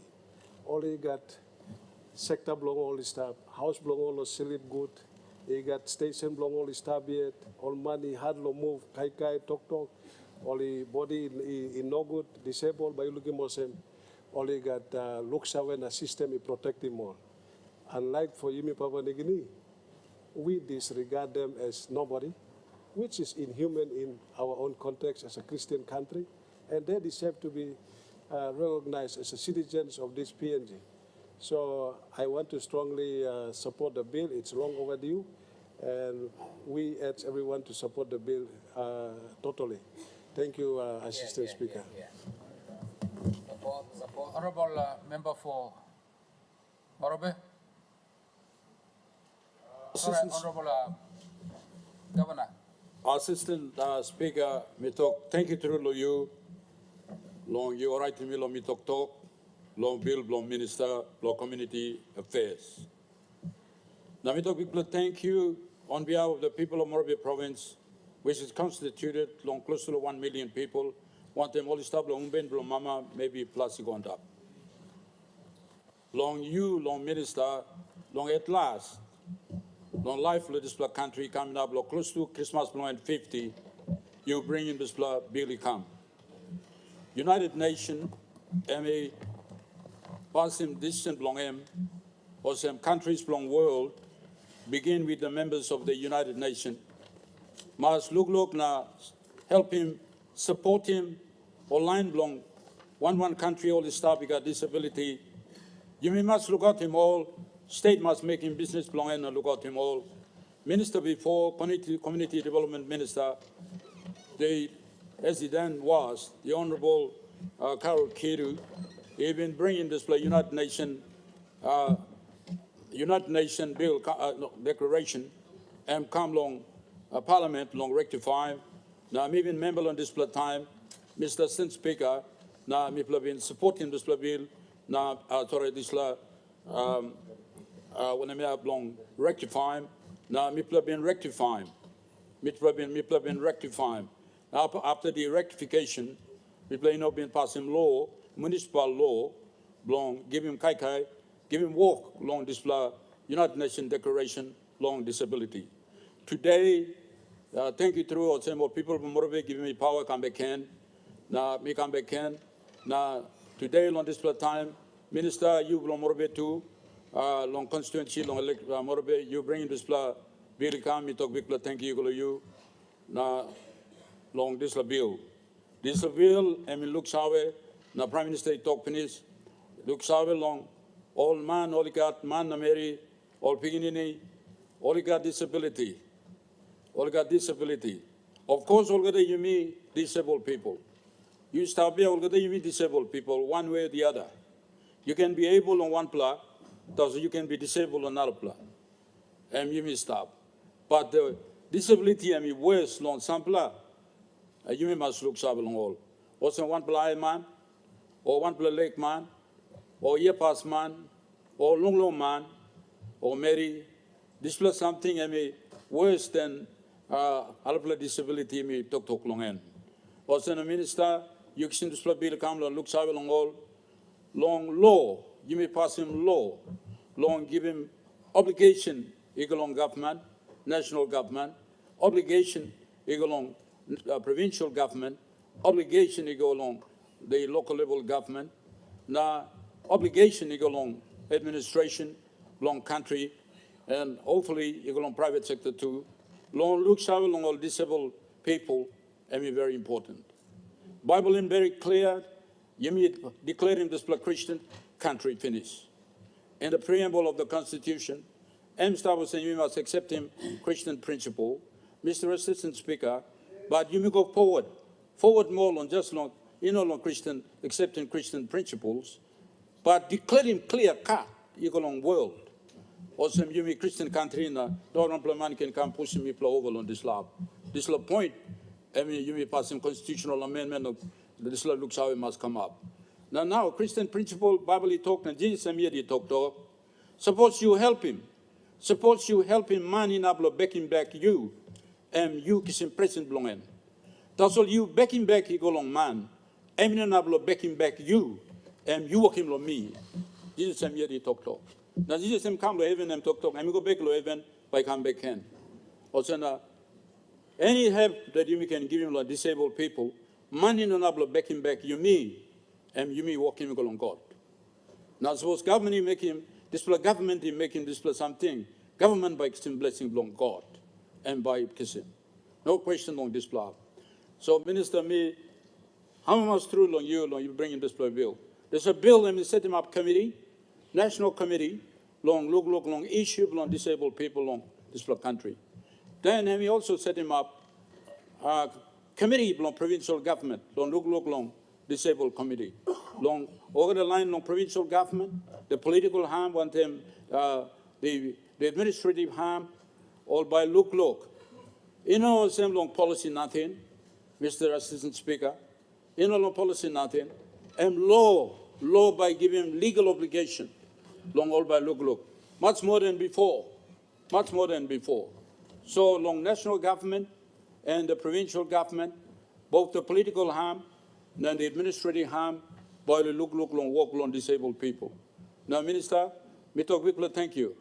You go long you long display have. Long last time you bring him one bill come you may pass him. Long generally long community development issues long country. Now you go down long a handle on this law work. One hand long work and long disabled people. Mr. Assistant Speaker, now once you may sanction this law by the Parliament, why me look long him. Prime Minister, disabled people, and easy to much long you can walk him inventory. Hopefully there's a national committee, a provincial committee about walk him inventory. Now you must resource him this institution, long walk him inventory. Long all the disabled people, long this country. And hard long with it. Able people, or partially able or disabled, is hard. But the disabled people, easy to muscle, you can pick him up. And that is why you must work in inventory. Inventory long look long over the provinces, you may go long how much disabled people you may got. Now, one in kind disability all you got. And then long through long disability, one in non true disability, now one in ability all you got. Long this all disabled people all carry no good big plan, no good disability. One in record, so that not just the you may look out him disabled people, long disability side long all, but you can look him long ability side long all. Now plenty of disabled people have a good brain. Somebody can come up lawyer. One of the young married long Papua region, and we come up lawyer. And I got leg plan to walk about. Those who lend by Kiko wheelchair, go on national the Supreme Court in the case because I'm intelligent. And we can argue. And she has passed out long legal training institute and qualifies as a lawyer, payment to the Lawyers Act of Papua New Guinea. Come up in it. So when I'm heavily tip long end, you must promote him. As long as Mr. Assistant Speaker, you may get inventory. Now you must have all the disabled people inside on this country. Mr. Prime Minister, hard to walk. Come on, believe now, puts in this bill, which we're going to support full, I hope. Opposition leader, I'm to talk finish. Mr. Assistant Speaker. Now, you must get full inventory. Long colonial time, Mr. Assistant Speaker, all the council, all the village got record. You can record. Now you got record long. Dindiman walk, one kind walk, health walk, all that up, including disability, even got record. Today now, this is not stop, but Prime Minister Mina talk of him, and by you know make him, and by you make him, Prime Minister. Also, in the inventory is what we need in this country. And then, time you know so long, we saw them disabled people, then we put resources together. Long helping one way, long helping them, long disability, long them. And you must make him. Prime Minister, Assistant Speaker, me no come nothing here in the talk. Me no come nothing here in the talk. We like talking nation. We like him talking nation. Me set him up Babafi Trust, long provincial government. Babafi Trust. Long talk kote minimum help him trust. Trust will help him all people. Online no pastor, no evangelist, governed by payment. Online no widow mothers, not single mothers, government will give him money available on all. Online no disability, government make him available. Now we put in 10 million budget, long local diplomata. And we have begun already. We got inventory, Mr. Assistant Speaker. Lomorbe, we got inventory. We know exactly how much the disabled people in Morbi province. We know it. And what forms of disability all got, we have it. And we know from the disabled person, voice disabled person, whatever ability we got, and we can perform it. We already have a record, Morbi provincial government. We already have a record of widow mothers. We already have it. We already have a record of single mothers. Now, 5-minute mother, 5 minutes I was one plan. I must have shown a picnic come up. And me block more 5 minutes long all. But single mother, and was married, and I started going, and man up here, and a loose man. And this plan me block all single mother. Now, a widow mother, and married good is stop, that's all. Papa got it, kissing Papa. And I stop. So long this plan have me play got inventory finished, now me come to talking this Parliament. Now me play convincing payment 3 weeks ago. Now me play putting 10 million. Now we plan answer him all. We plan answer him all. Also, now me come here, I talk with authority. You don't come to talk nothing. I talk with authority. We have to implement this thing. All the disabled people, you go ask him all. All the widow mothers, you go ask him all. All the single mothers, you go ask him all. All the 5 minutes mother, you go ask him all. All the pastor, evangelist, not just for the Lutheran church, Mr. Speaker, because Morbe is almost 95% Lutheran. But we take it to all of the churches. 7-day church, AOG, Four Square, Catholic, Baptist church, all other church, Christian church, Papa God, and Spirit of God, talking about come up in this country. Also long as all staff of Morbe, we plan give him all. One kind, not just a Moravian citizen, Papua New Guinea citizen living in the Morbe province. We plan give him all a benefit on this Babafi Trust. Now we are on his way to introduce a bill in this Parliament, long establishing this trust by law, by establishing. You know, we're talking Papua New Guinea, come helping Mipla. No. Mipla must make him here, the Morbi provincial government. Money belong in Bampla walking. Because Mipla less no ablishing blessing belong God. Mipla less no ablishing blessing belong God. Blessing belong God, Mipla must kiss it.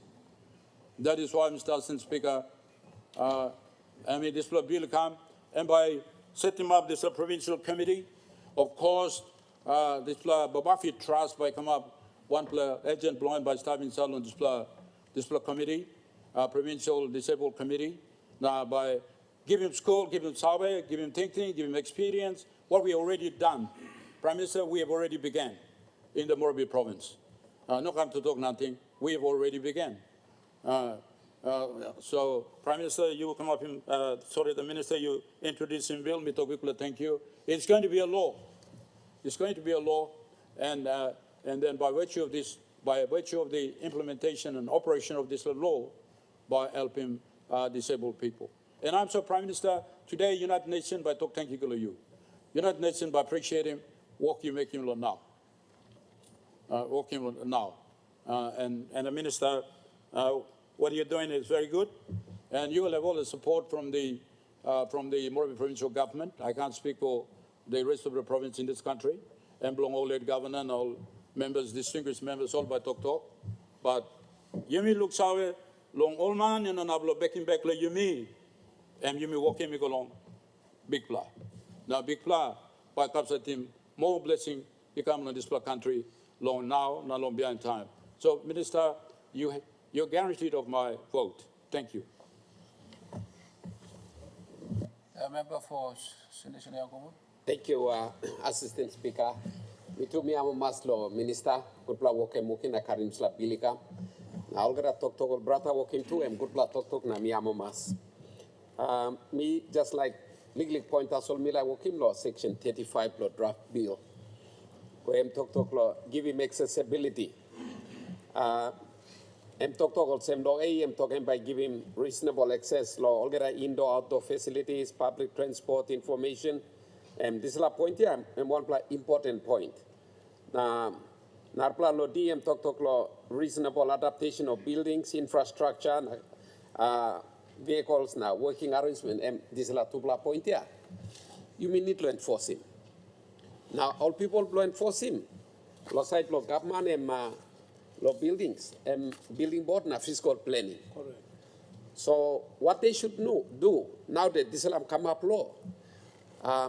Fiscal planning na building board must making compulsory criteria. Yes. Time design na building planning come law desk law la approve law development law take place. One of the compulsory requirements for them all must pick him up this la point. Na talk also no got one pla development by me pla approve him unless you put him one pla provision law or this la category of citizens law Papua New Guinea. All must enforce him. This is one important universal statement of right that this Parliament now today lo ask him the minister now by me pass him this bill. But I mean no can go na like other bills and go collect him dust. So Yumi Usatman you responsible building board na fiscal planning convey him this message that government now working on big declaration now in law. Now all must give him effect. So no can approve him one plane, he come inside, provision, got accommodation law of disabled people, accessible infrastructure facilities.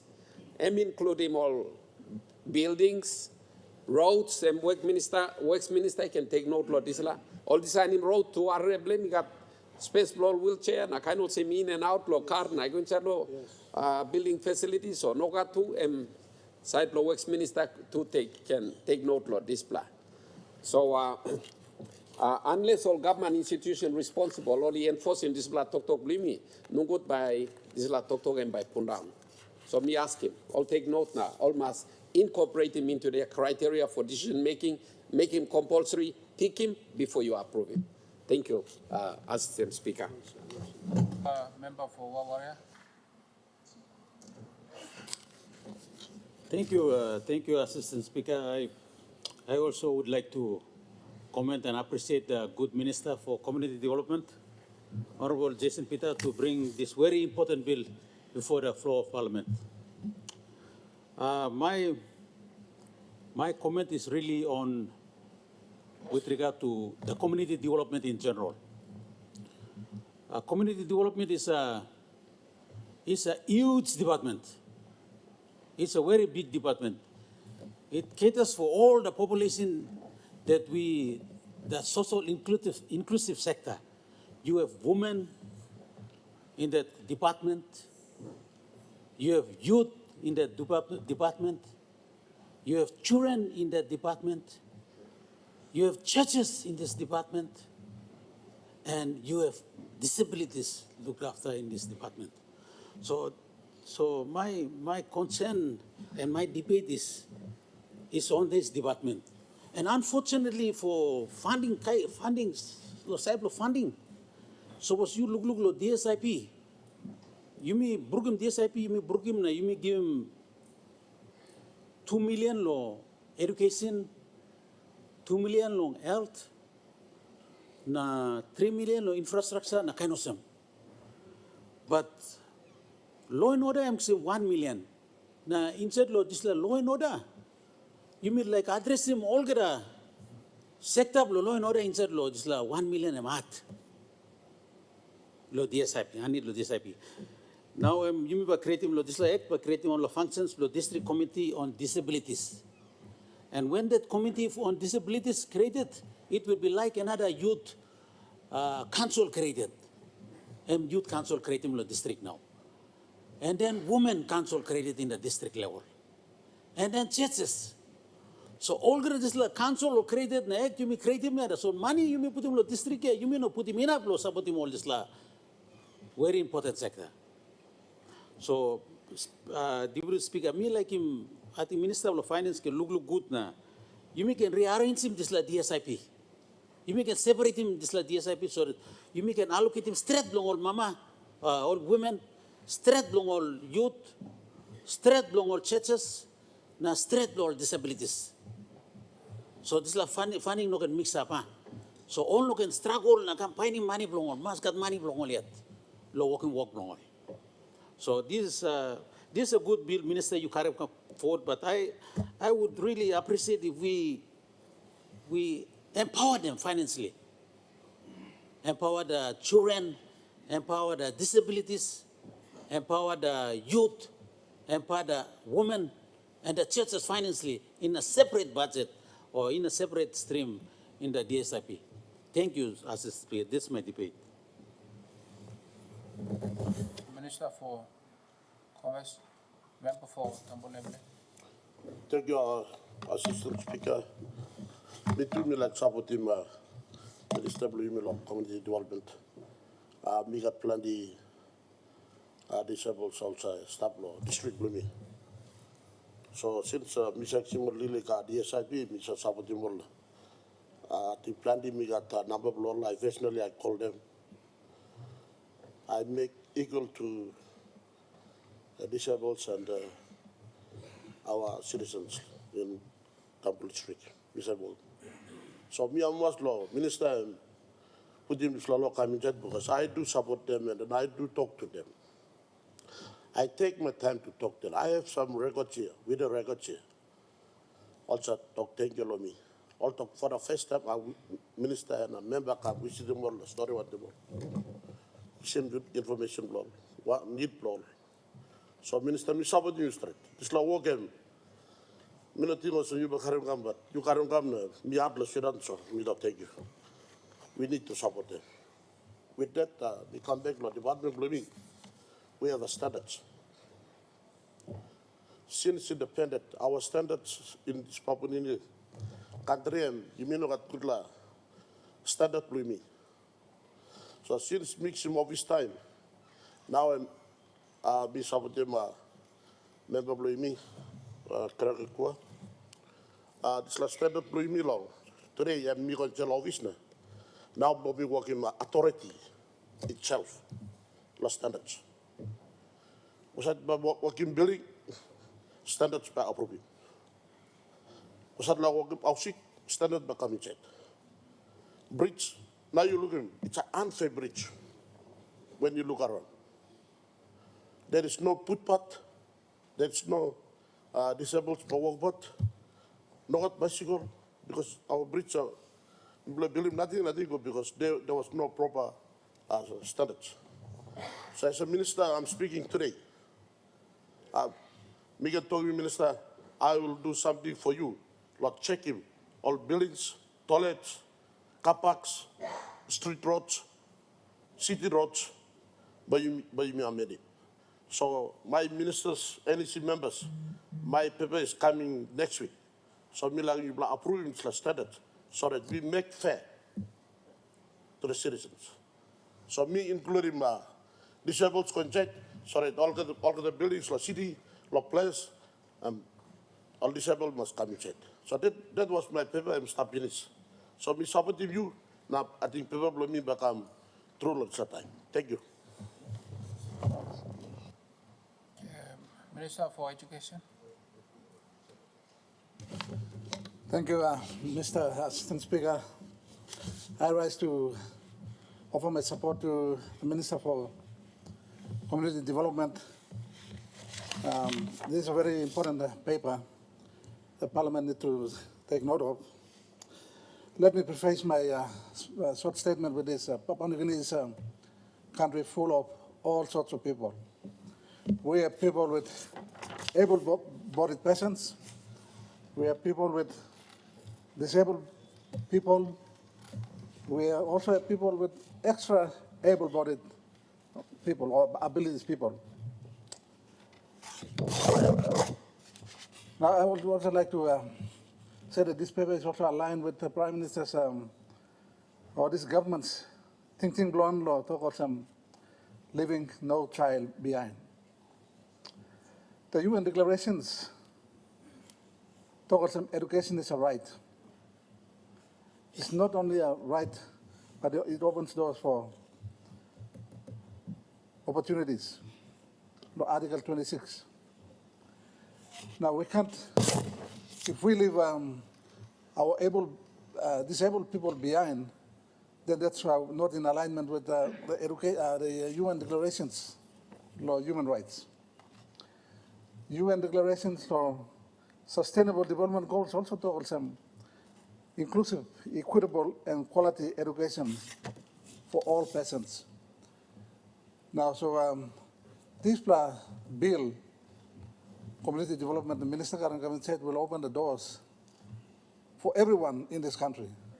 And that is why I'm excited and I rise to support the Minister. With this bill, it will provide us a way so that in the education sector, we will build classrooms to cater for all people, all children, all teachers. I'm also excited, I'm send up, I'm working with the statement in support of the Minister for Community Development, the bill plan. Thank you. The question is that the question be put. Those in favor say aye. Those against say no. The ayes have it.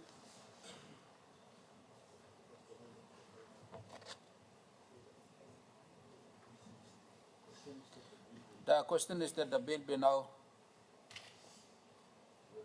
read a second time. Those in favor say aye. Those against say no. The ayes have it. Clerk. Second reading, a bill for an act to provide for the promotion and protection of the right of persons with disabilities and for related purposes.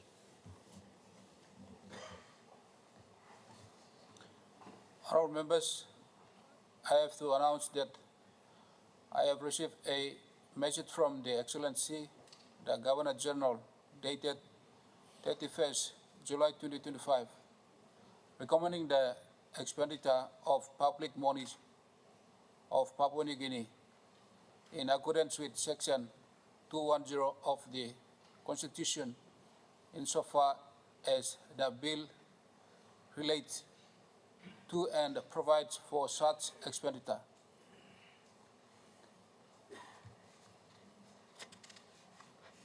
Minister.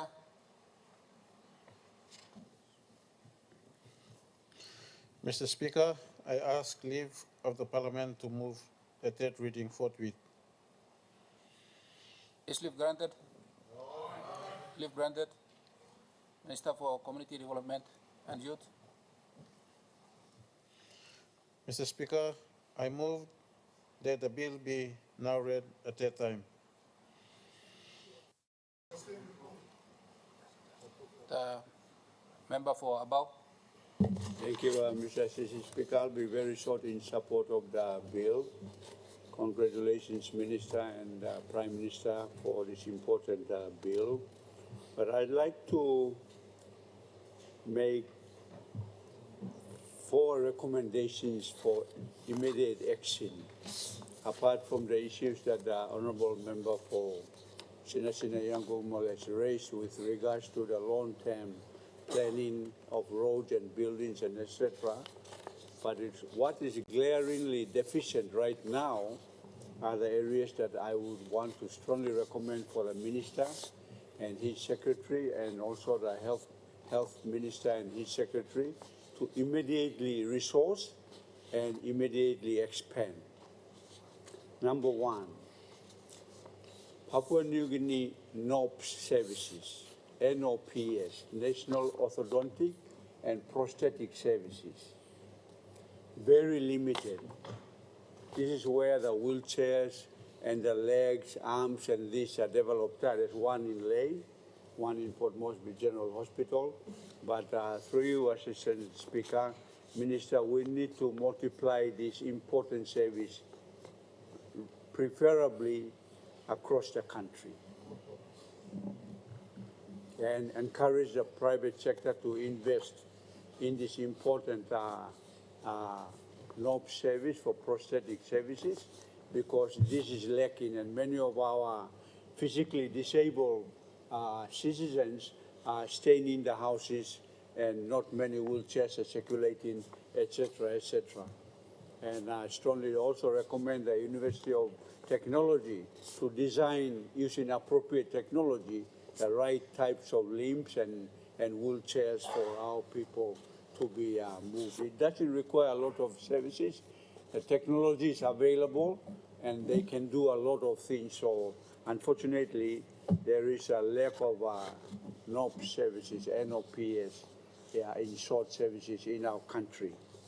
The second biggest shortage in our country, Mr. Assistant Speaker, is the lack of physiotherapists in the country. We as a country have not trained sufficient physiotherapists to take care of this category of citizens. And so it can be done very, very easily. Just get the funding done to the required training institutions, and we can actually triple the number of physiotherapists in the country within the next 5 years. So, Assistant Speaker, if the Minister and his colleague ministers, the Minister for Higher Education, work on this and specifically fund for more physiotherapists in this country. The third area that I strongly recommend is there are only a few blind centers in the country, one in Goroka run by the churches, and one here in Port Moresby, and little one in Hohola. But we need to also expand this because these services are very, very vital, but many of us have ignored them over the years.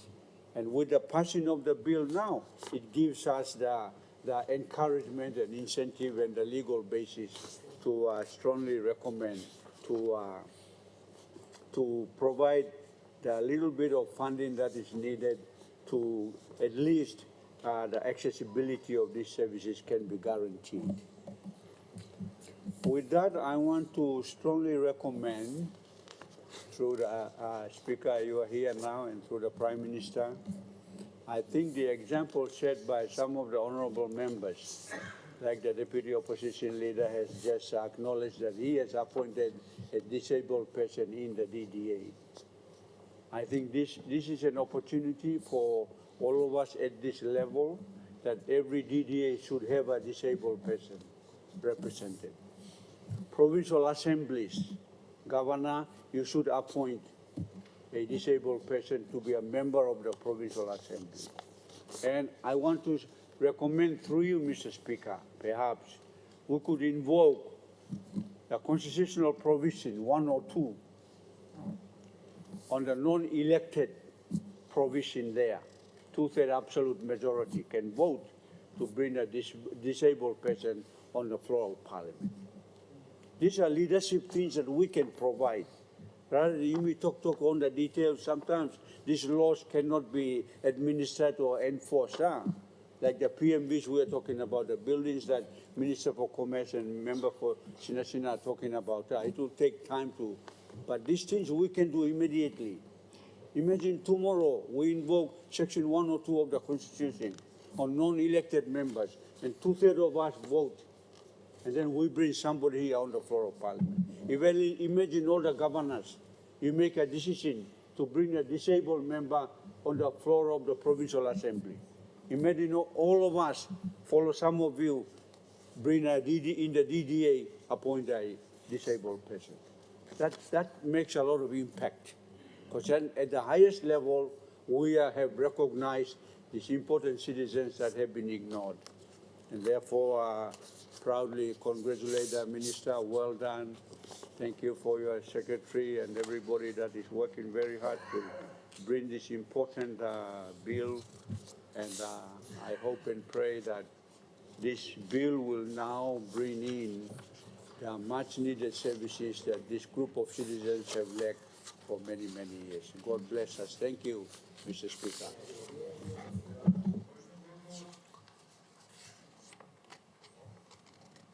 Me like entertaining question we put, but you got all members and I wait or like debate. You will got another opportunity to debate, I think.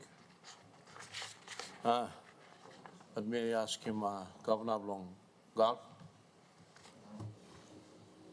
Thank you, Mr. Speaker. Mr. Naplo,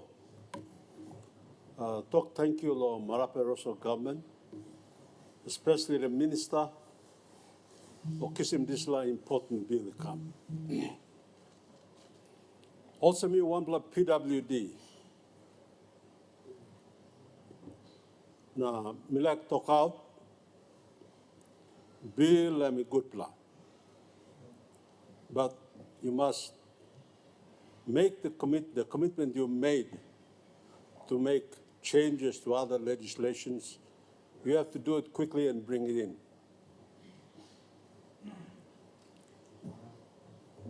We don't have to look far to see where disabled people don't have access to this parliament. Don't have a place built for them to have easy access. Likewise, in all our public buildings, all our transport, in the churches and in schools, Minister, I recommend that in the amendments you're making, whether it's to a building board or to transport legislation or other amendments, you ensure that the needs of disabled people are catered for. I support Honorable Puka Temu and the Deputy Leader of Opposition. I congratulate you on your appointment and your recognition by the Speaker. On the suggestions for provincial governors, I also support that. And we have to take it seriously in the next lot of assemblies that will come in after the elections. With this, Mr. Speaker, I want to support the bill and thank you.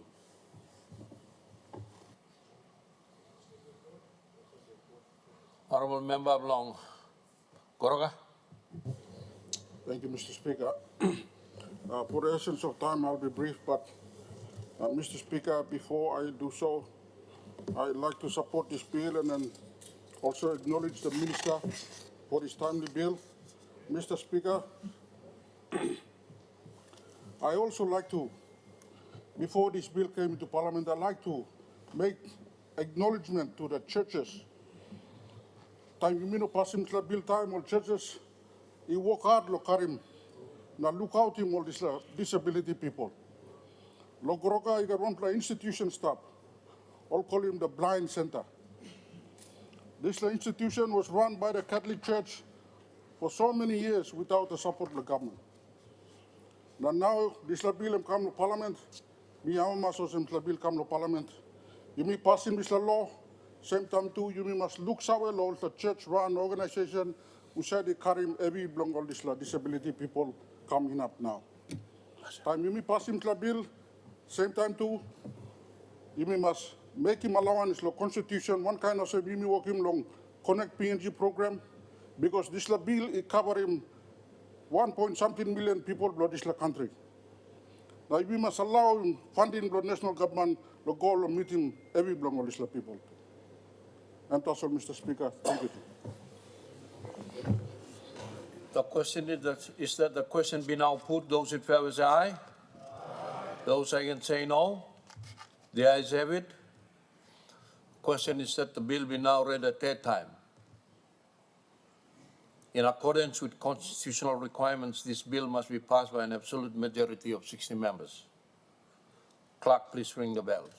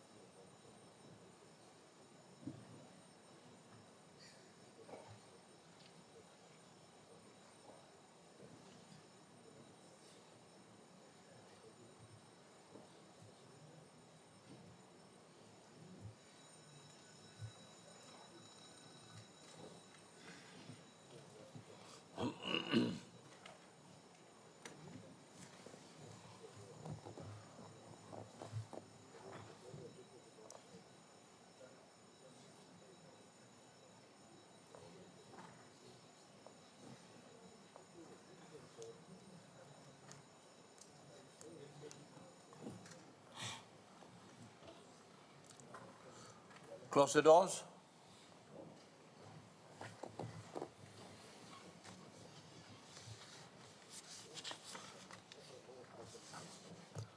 The question is that the bill be now read a third time. Would those in favor please stand?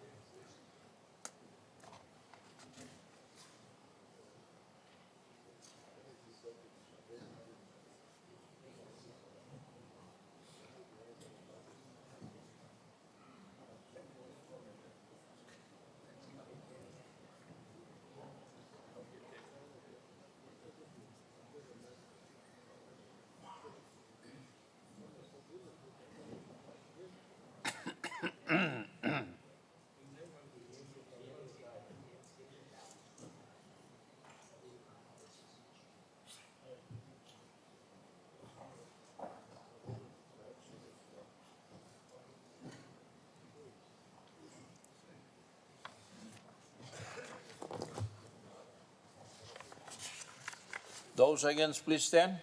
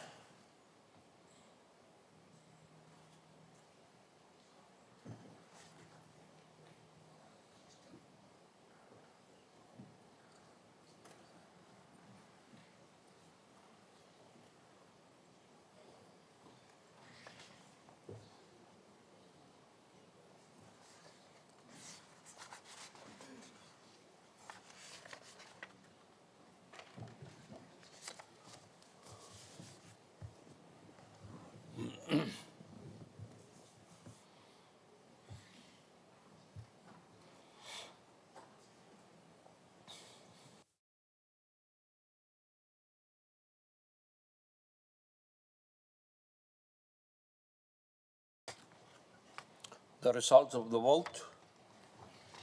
The ayes, 67, and the noes, 0.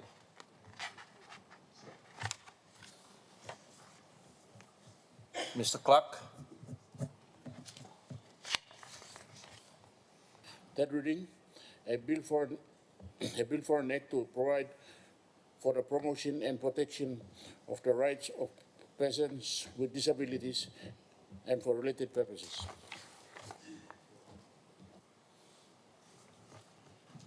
Mr. Clerk. Okay.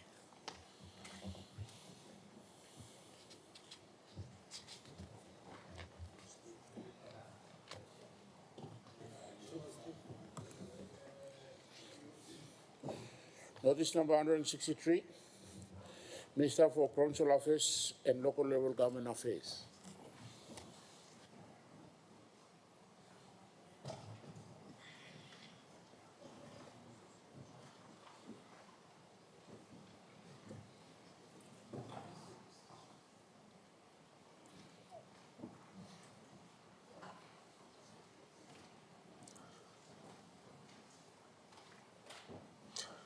Minister for Provincial and Local Level Government Affairs.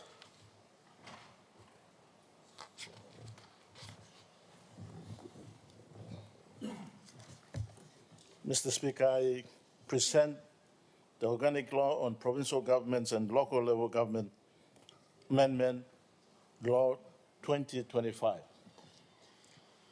Mr. Clerk.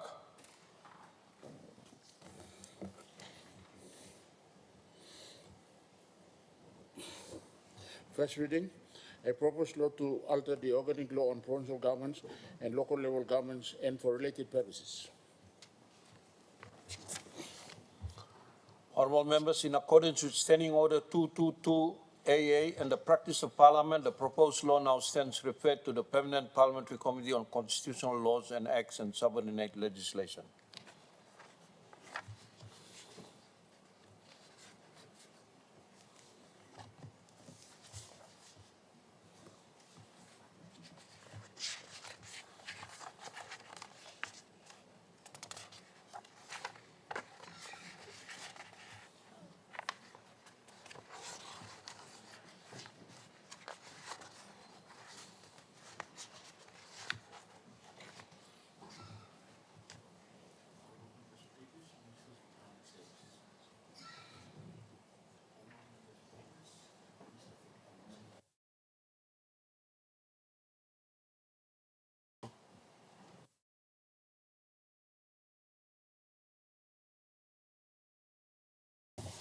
You may now go all papers. Minister of Public Service. Thank you, Mr. Speaker. Mr. Speaker, pursuant to statute, I present the Department of Personnel Management annual reports for the years 2023 and 2024.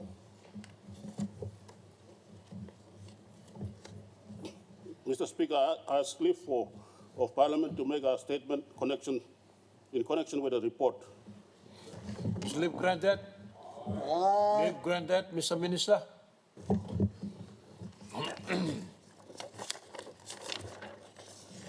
Thank you, Mr.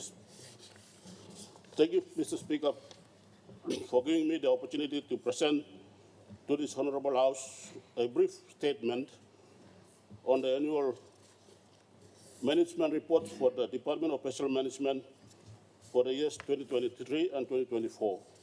Mr. Speaker, the report is presented in accordance with Section 32 of the Public Service Management Act of 1995, that agency heads shall by 31st each year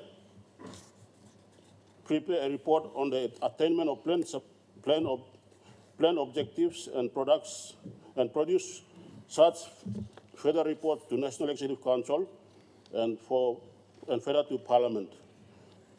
This report provides statistical and narrative reporting on the functions performed by the Department of Personnel Management and details the progress and key achievements in 2023 and 2024. Mr. Speaker, key achievements for the years 2023 and 2024. I wish to report on the floor of Parliament some achievements for the years 2023 and 2024. Notable achievements resulting from the implementation of the 4 key result areas under the Ministry of Public Service Department's KRAs, Government Directives and Corporate Plan 2023-2027 were: 1. Public service housing matters. Relevant public service housing policies such as the Public Service Housing Policy, Home Ownership Guidelines, Institutional Housing Guidelines, Public Service District Housing Policy, and its guidelines and housing governance framework has been completed and will be launched in 2025. 2, Mr. Speaker, the Bomana Portion 1212 was launched by the Deputy Prime Minister, Honorable John Rosso, in September 2023, and up to now, the following have been achieved. A, survey launchment, cadastral survey conducted in October and November of 2024, and to split Portion 1212 into 2 sections. Planning application submitted in February 2024. B, project continues into 2025 due to the tedious process, but this has been approached using a whole of government approach and assistance from key government agencies. C, 231 homes expected to be built for correctional service officers for both home ownership and institutional housing, as this portion of land is located in the correctional services premises. D, 1,000 homes expected to be built under this project for other public servants and other. Once phase is completed on technical matters, a policy submission will go to NEC for approval of the phase 2, that is actual construction of houses and house types and so on. Project expected to be completed in 2026 if funding support continues in the budget process. Again, this is a private-public partnership or PPP approach with IFC and is progressing well under the leadership of my department. 3, Mr. Speaker, public service, medical and life insurance policy. A lot of progress made under this NEC-approved policy, but is currently being reviewed again in terms of its structural setup. Once this process is completed, an update will be given after NEC's reconsideration later. However, since 2023 and 2024, the following have been achieved. A, regional awareness campaigns conducted in August 2024 with positive feedback received from public servants who attend the awareness programs around the country. B, service provider outboard portal has been completed. Service provider admin portal has been completed. Claims management system has been completed and tested. Member enrollment system has been completed. Internal claims processing interface work in progress.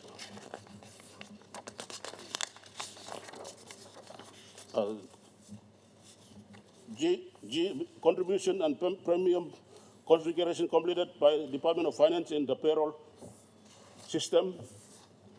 PSNA website launched on the 25th of November 2024. Draft bill on the insurance operations currently before the Office of the State Solicitor, and Client Service Center at the Central Government Office ground floor building completed and awaiting ICT setup before soft launching is in 2025, subject to final endorsement of the NEC. 4, registration of NID for public servants to complete the 1PPP policy. In 2023, Mr. Speaker, and 2024, all agencies in the NCD have their public servants registered with NID, totaling about 12,439. This list of public servants have been sent to the Department of Finance in 2024 to have the NID numbers configured into the payroll system in order to ensure that one person is placed against one position and paid on one pay, basically the 1PPP policy. This is one strategy to eliminate the ghost names or other irregularities on the payroll. This is one of the successful benchmarks achieved and reported back in IMF in early 2025 when they came to PNG. The registration of public servants in the provinces is continuing, with PNG Civil and Identity Registry taking lead on this matter. Mr. Speaker, number 5, public service payroll upgrade and status of NEC decision to transfer payroll function from Department of Finance to Department of Personnel Management. Mr. Speaker, since the Deloitte audit report on the payroll findings was made available in 2023, and I presented the report here in Parliament 2 years ago, I would like to report on some updates. A, NEC had appointed a ministerial committee consisted of myself as chairman and colleague ministers from Finance, Treasury, Information Communication Technology, and a special parliamentary committee on public sector reports and service delivery provides a chairman, special parliamentary committee on chairman on public sector reforms and service delivery provides the oversight. The committee has met in several times, a few times. B, this is a secretarial. There is a secretariat headed by the chief secretary and key government departmental heads responsible for the facilitation of Deloitte report findings implementation. Mr. Speaker, in November 2024, NEC made a decision to transfer the government payroll function from finance to personnel management.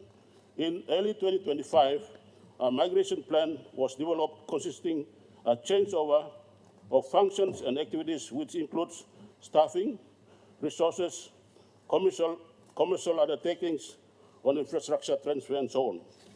E, a new payroll office located at the central ground floor of the central government office has been refurbished and awaiting resources to be fitted in. Payroll changeover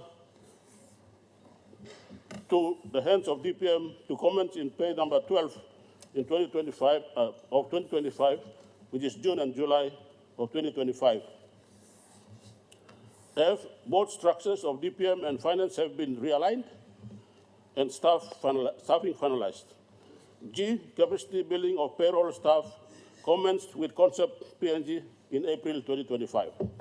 Our aim, Mr. Speaker, of the payroll is now to complete the full cleansing of the HR data and impose locked controls in the system so information is not tampered with business process currently reviewed to be configured properly into the system, including the 50% net take-home pay after deductions. All this will see a much improved payroll with some savings expected to be made soon. Once all data is cleansed and payroll is improved at a level acceptable to the government, this function will eventually be delegated to the heads of agencies to take control of their own staff and personal emoluments, so there is accountability at the agency level, agency head level. Mr. Speaker, number 6, public service payroll retirement exercise. In 2024, alone 116 million kina was allocated for this exercise. After the Department of Personnel Management verification process, 31.8 million was utilized to retire 473 retiring officers. Since 2019, a total of 3,635 public servants have been officially retired at a total cost of 211 million kina up to the end of 2024.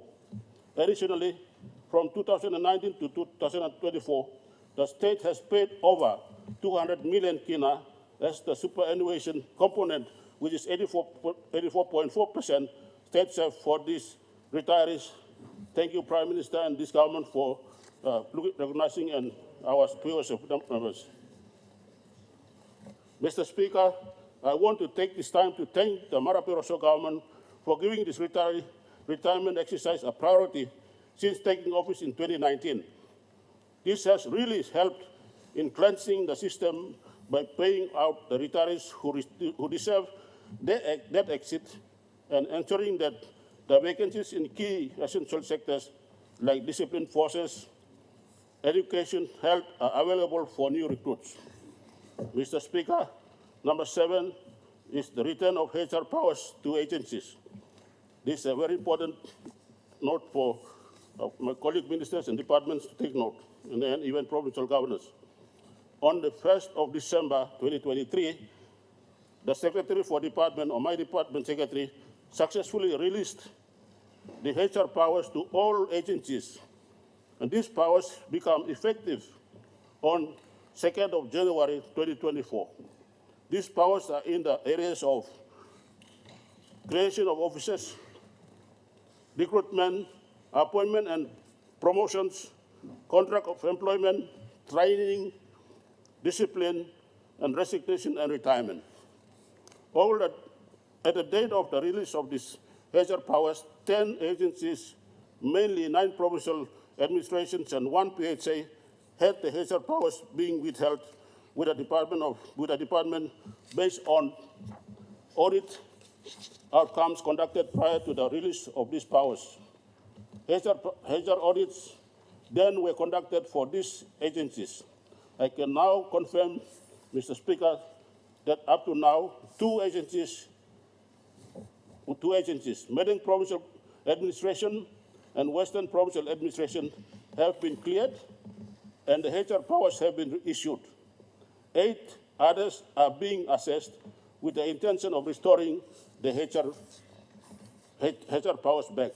Mr. Speaker, upon the release of these HR powers, I would like to appeal to all the departmental heads, provincial administrators, heads of statutory bodies to encourage the HR managers to go and attend key courses at the Sumatra Institute of Leadership and Governance and qualify themselves with a certificate of HR, human resource business process. This training program is a very important program and teaches the HR professional how to do HR work and familiarize themselves with the implementation of the general orders and the HR managers. Mr. Speaker, I now commend the 2023 and 2024 annual management reports for my Department of Personnel Management, to this honorable House. Thank you, Mr. Speaker.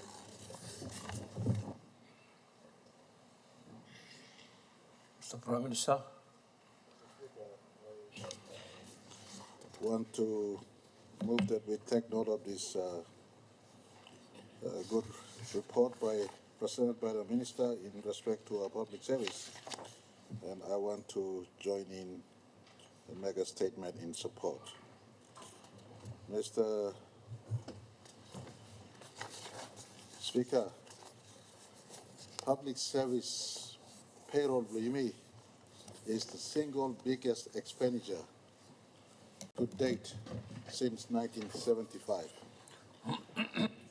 Every 2 weeks, number one expenditure, number one head pen belong to Treasurer and Finance Minister, number one head pen belong online raising revenue, law IRC, customs, and law finding money, long paying public service or public servant.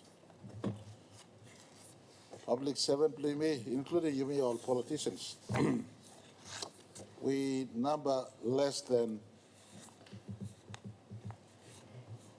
if you have a population of 12 million people, and our count is still going on, possibly 11 million plus, then if our public service, if our national public service is under 200,000 people, then Mr.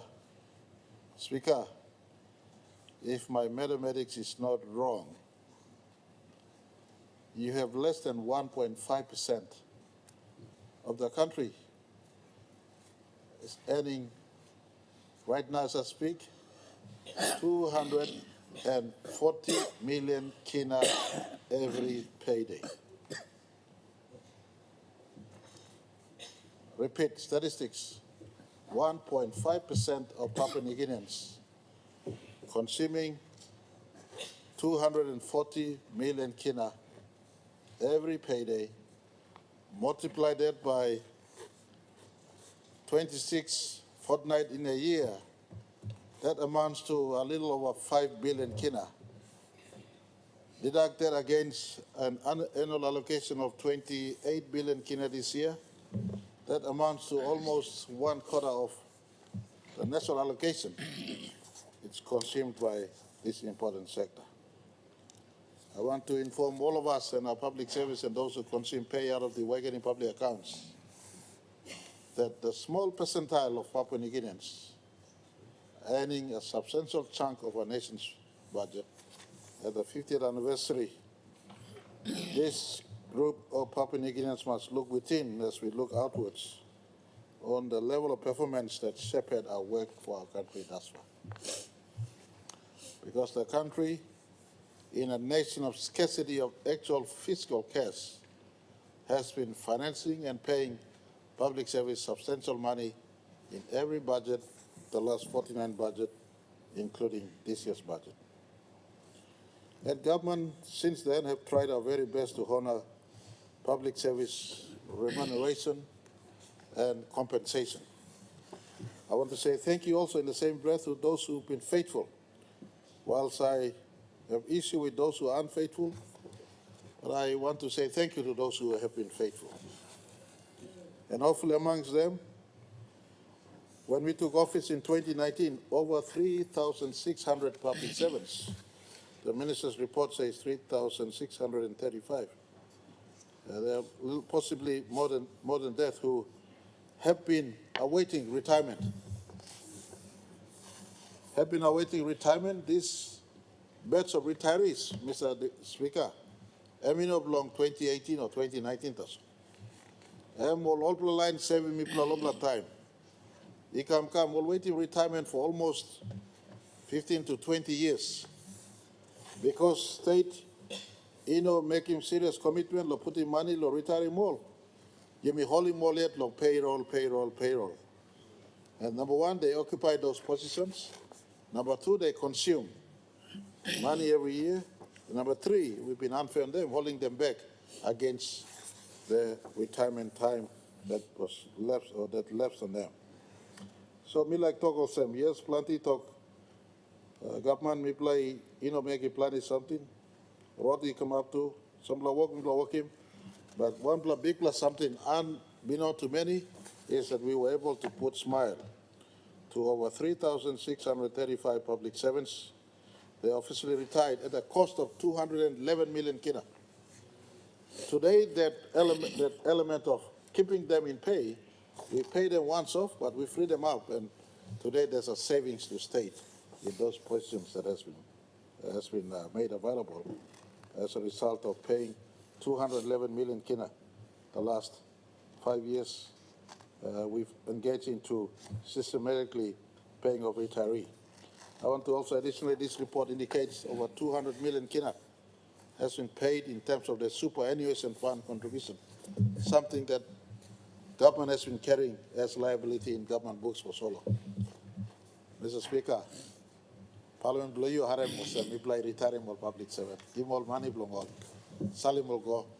You play kiss him last year budget too, and trust right bringing one blah. Nubla policy comes out, name is stop this year's budget. Time also public servant now retire. Only by retiree blow, but alone you mean not takisi. Before also takisi. Speaker, you must humble us. So we are trying our very best to talk. Thank you, Lord. Likely client, or man, very to this type of country. So this is a response we are doing in the face of 50 years, try to clean up some of the weaknesses we carry and also give smile to those who have served. But as I sit down in support of this statement presented, much more work that needs to be done in improving the efficiency and proficiency of our public service. Mr. Speaker, I may like give him talk clear along this House. Minister of Public Service has already received signal long go to a fully fledged merit-based appointment process that is assisted by artificial intelligence, the ICT. So public service who said harem now all jambla like apply the public service. No more by pushing paper along one talk is done HR law province or HR law PHA or HR long Department of Personal Management or Public Service Commission too. Get some kind of letter or side people so in law personal moving paper let them computer deal one thing. You apply online. You like to work in the 21st century, you must computer literate. Apply online, put a certificate blue online. Mean okay whether you black, white, brown, or you got one kind grass, or one kind you, one kind man, or one lotu, Muslim or Christian, or one kind does not matter. You got number one survey, you kiss him work. So this slogan was something you like move going to. Me asking my leaders, me, or provincial government, all departments, you are going to look into the report, Minister presenting. Minister must be commended. We present him 2023 report, now 2024 annual report. Update now, this is an updated report. Last year work and current report come to Parliament. I want all of us to have a look in this one, contribute where we can, because this small percentage of Papua New Guinean, only less than 2%, if not 1.5%, gives him almost a quarter of our annual budget. We need them to work hard. We need to step up in this space. And this report is worth reading by every one of us in the face of our 50th, and all of us pledge to increase efficiency in the public service machinery that is working to deliver to our people. Thank you, Mr. Speaker. Honorable Governor Blunathan. For giving me an opportunity to add some comments to the debate. I want to commend the Minister and his team at the Department of Personal Management for an excellent report and for their tireless efforts in continuing to look at how to best reform this very vital aspect of our government or our nationhood that is responsible for human resources. Just some thoughts in regards to the payroll audit. As the chairman of the Special Parliamentary Committee on Public Sector Reforms that has been driving this particular agenda, I wish to acknowledge and thank the Marlborough Rosso government for appointing us via an NEC decision as an oversight entity to be included in all the ministerial meetings as well as the technical secretariat that's responsible for implementation of the audit recommendations, the Deloitte audit recommendations. There were 74 recommendations, 11 of which are very urgent. And I wish to thank the Minister. Despite the very slow efforts undertaken within the public sector, I have to say that your persistence is paying off. And now, finally, after almost 2 years, we are seeing the transfer take place. The statistics stated here by Prime Minister, I just want to give additional statistics that are quite frightening. And what happens when we delay in implementing audit reports, the recommendations. In this instance, during this 2-year period, we lost about 26 million kina every fortnight in payroll fraud. That's why it is very important that reports, recommendations of reports, inquiries, etc., are attended to immediately by the relevant organizations, by the relevant departments, by the relevant ministries. And I want to thank the Prime Minister for continuously supporting the Special Parliamentary Committee in summoning the relevant ministers, the heads of departments, the responsible individuals, so that they could pay attention to this very important effort to save money for Papua New Guinea. I mean, 26 million kina a fortnight, you think about that. That's quite a substantial amount of money that could be well used for other matters, health, education, law and order. But anyway, we are finally here. And I thank the good minister and his team at DPM who have been very, very active in this regard. We are working with DPM now and Public Service Commission to look at what can be done to better improve our efforts to manage our human resource capacity in this government. What can we do to modernize? What can we do so that we are on par with the rest of the region, the rest of the world? You know, our public sector, I must say, is like a wheelbarrow compared to SUVs that have been driven around the world by other governments. We have to upgrade, we have to modernize. And one way to do that is to support these very important reforms that have been undertaken. I commend the government especially for its efforts in regards to removing the tax on final benefits payouts to public servants. After serving their country, public servants go through a very miserable process of seeing a significant chunk of their entitlements being taken away again. It's a form of punishment, I would say.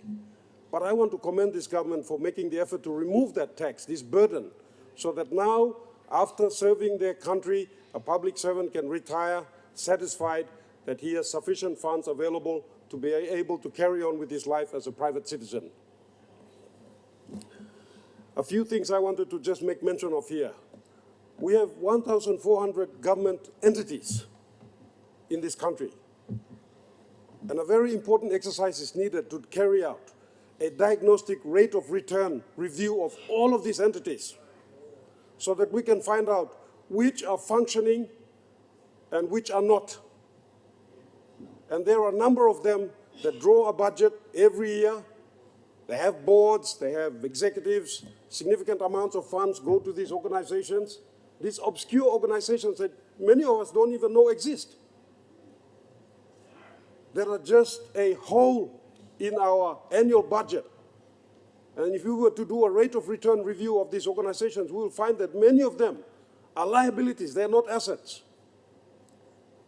So what we have to do in haste is to identify these organizations and carry out these diagnostic reviews. First and foremost, the diagnostic review should be carried out by the relevant minister.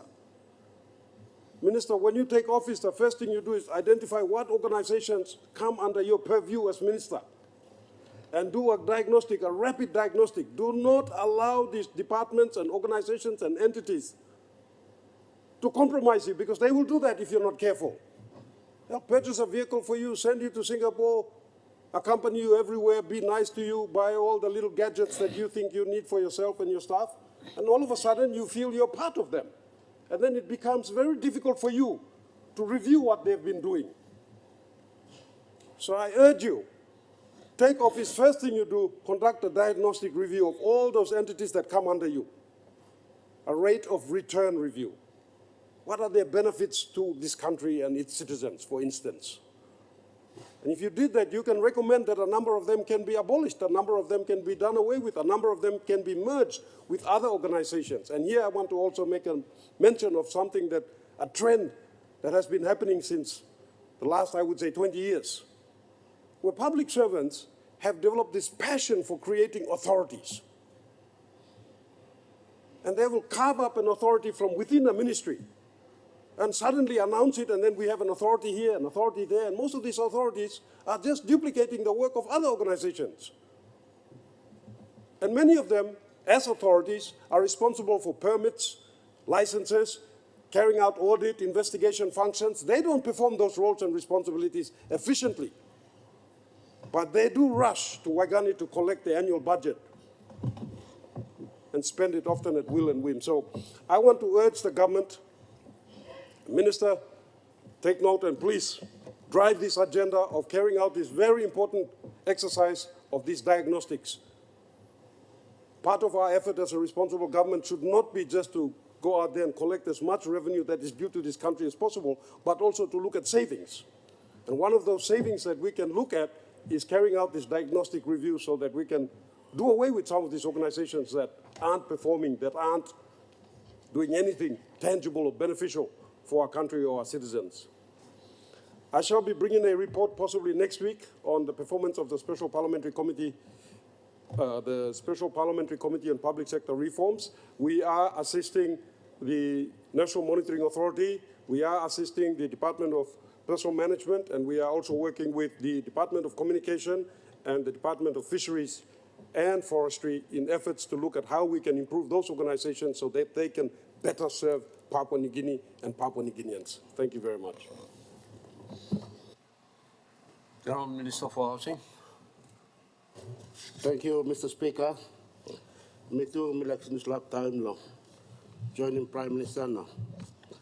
Member Blo Orolo, welcome to the comment below me. Before that, me talk thank you long, people long, Church Bougainville, long, no plan member below me, the opportunity to thank you long and long. And me talk how much you long come join him Parliament. Same time, begin big plan, thank you below government below me, Maraperoso government. Last and today, some important bills to be passed and come. Thank you.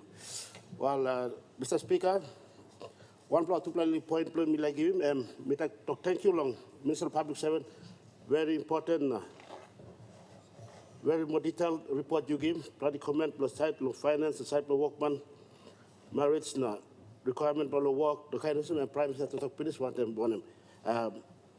Governor Yufa. Me looking long report play you, number 1 point you talk long public service housing, me got people have much through, as housing minister, let me work one time. Now, me how much, but me like him by department, do look up back like any citizen, maybe 341/2023. And me talk or same long. Over the housing by constitution, the law must the National Housing Corporation must go pass, so you must work in cooperation together one time.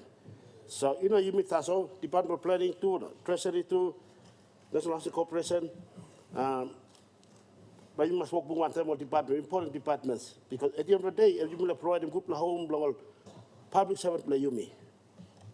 That's the point we like give, but my detailed report will come probably by next week or before we go into independence on my statement. Next is this, Mr. Speaker, I'm a bit concerned here with the involvement of the financier, IFC. IFC, the financier itself, we have to really research its background. Mr. Speaker, I was in Fiji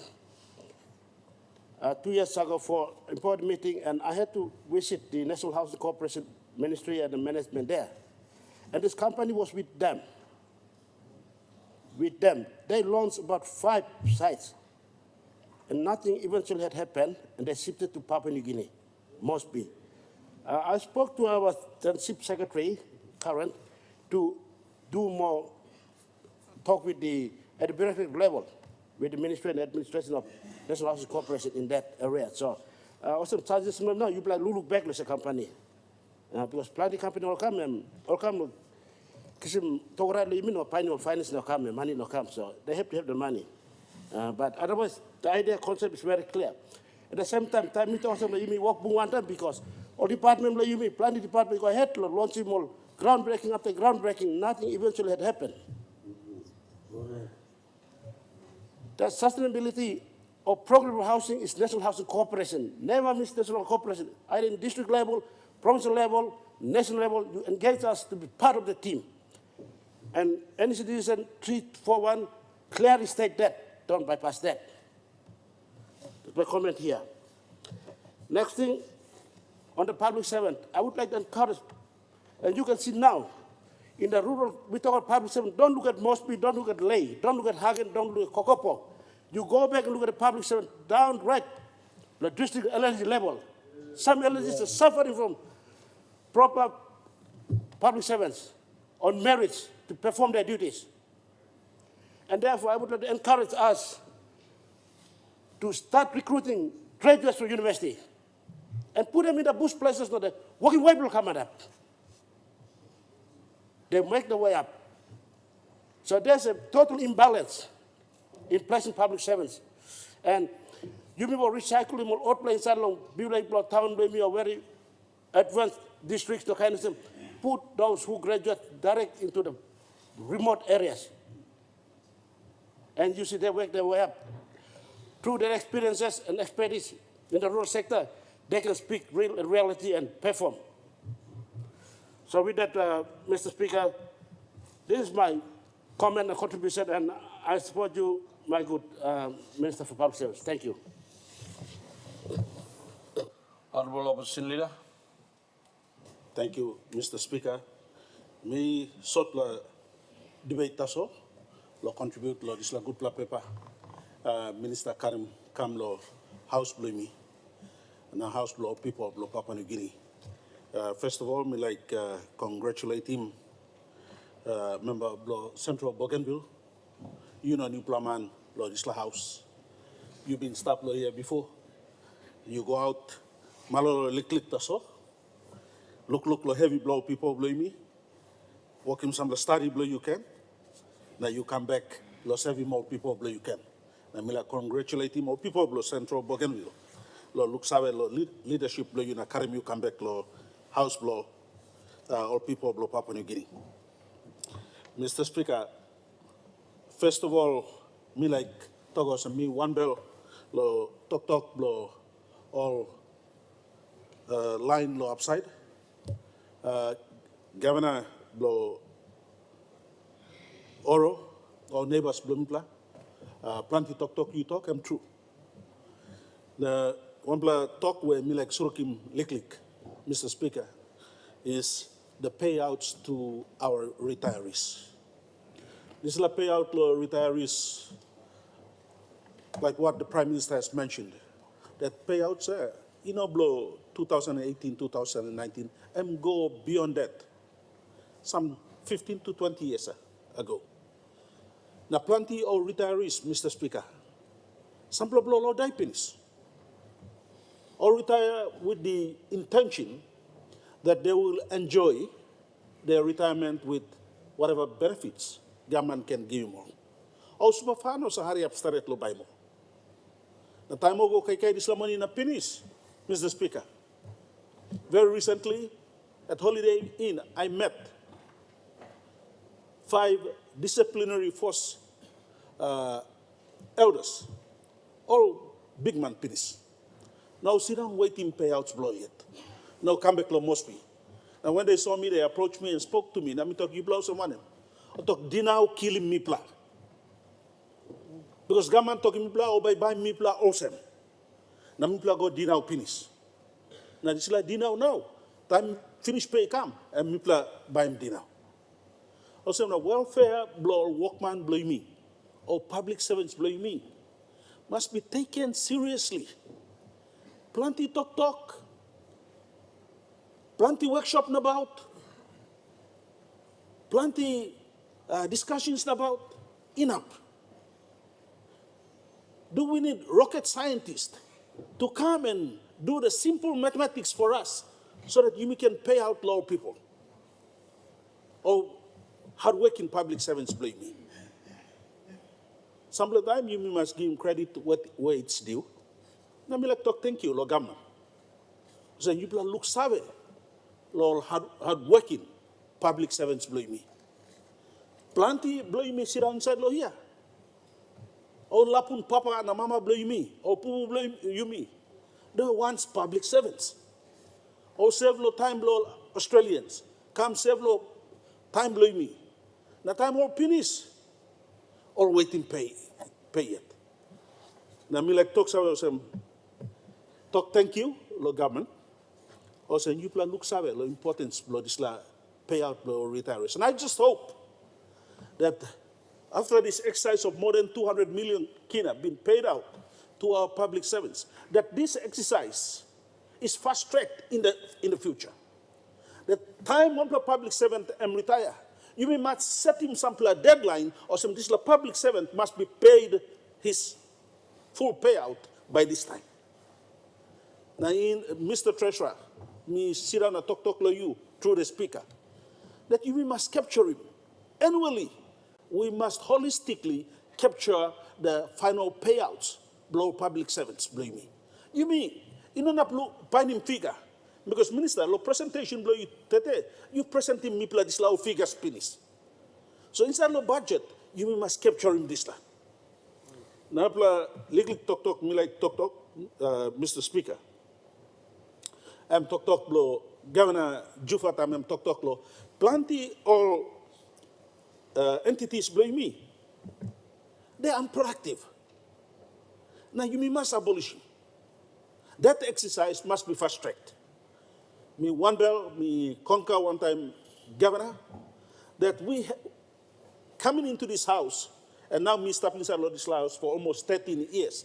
I've been hearing this almost every year, that we need to slash. Now rousing these little entities where or not benefiting work with public service. Now you may look serious, Mr. Speaker, in the number of teachers we have in this country, health workers in this country. Suppose you may slash in these all entities where they are unproductive, they are meaningless. Now you may shift them this kind of money, go inside education, health. It will benefit a lot of our people, especially our rural population. Very recently in the papers, last year in the papers, the previous year, you may be looking, all teachers were removed from the payroll. Now plenty of teachers, time me go down to Alatau, me planning plenty of teachers blow me, or Lusim Island, remote areas, to come to Alatau just to fix up their pace. And walk blow you, all headquarters law here. Provincial headquarters and national headquarters, law you plus Salimal officers blow you, go down to rural areas, go to the schools, bring the forms to them and get them to fill them. Why by me kissing all hard work man come inside those urban centers, law finding the form, law pull up so that they can be on the payroll. Me sabe, annually you plus a salim form go me sabe, also our public servants are come to town during Christmas period. That's what some of the time. You must look difficulties or public servants blame me also facing. Some like yeah ono sago fly go districts blow or provinces blow holidays. They spend their holidays in the rural areas, in the schools where they're teaching, in the health settings where they're working. Also, you must serious look or welfare blow public servants blame me. Me one bell, one time talk blow minister blow housing. This is a groundbreaking ceremony. You mean start working law Port Moresby. You mean start working law all urban centers here. What time? You mean as responsible government, but you mean go down law districts now. You mean working some groundbreaking ceremony inside law one plus school area or one plus sub district. Me sabe or some DSIP is given to us as members of Parliament to build classrooms and teachers' houses and health facilities. That's why some of the time you may lose him. Waigani, groundbreaking ceremony lo Waigani. Groundbreaking ceremony lo Alatau. Now you may go working groundbreaking ceremony inside the district where the bulk of public servants work. Plenty of public servants all stop law district. And they still struggle when it comes to housing.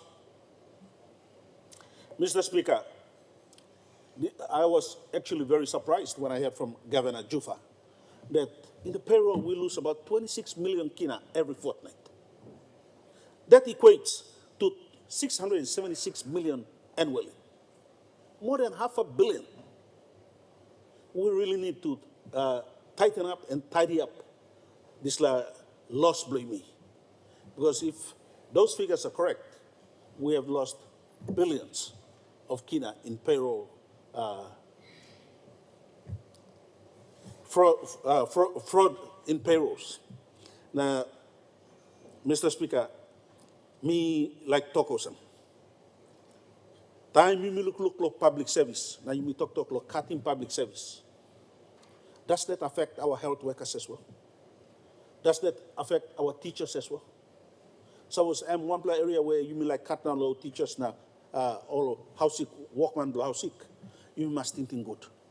You mean rousing Miss all entities now Governor Jufa talk like me. Let's you mean Galasimo good. Now Rousimo. Now keep the hardworking public servants like the teachers, the nurses, the doctors. Because that's what the country needs. More teachers, now more technical staff down in the districts and provinces.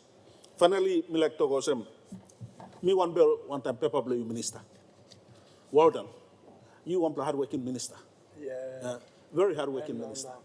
You have annual reports that you continue to present, and not only annual reports, but your other one-annual reports, you shall come.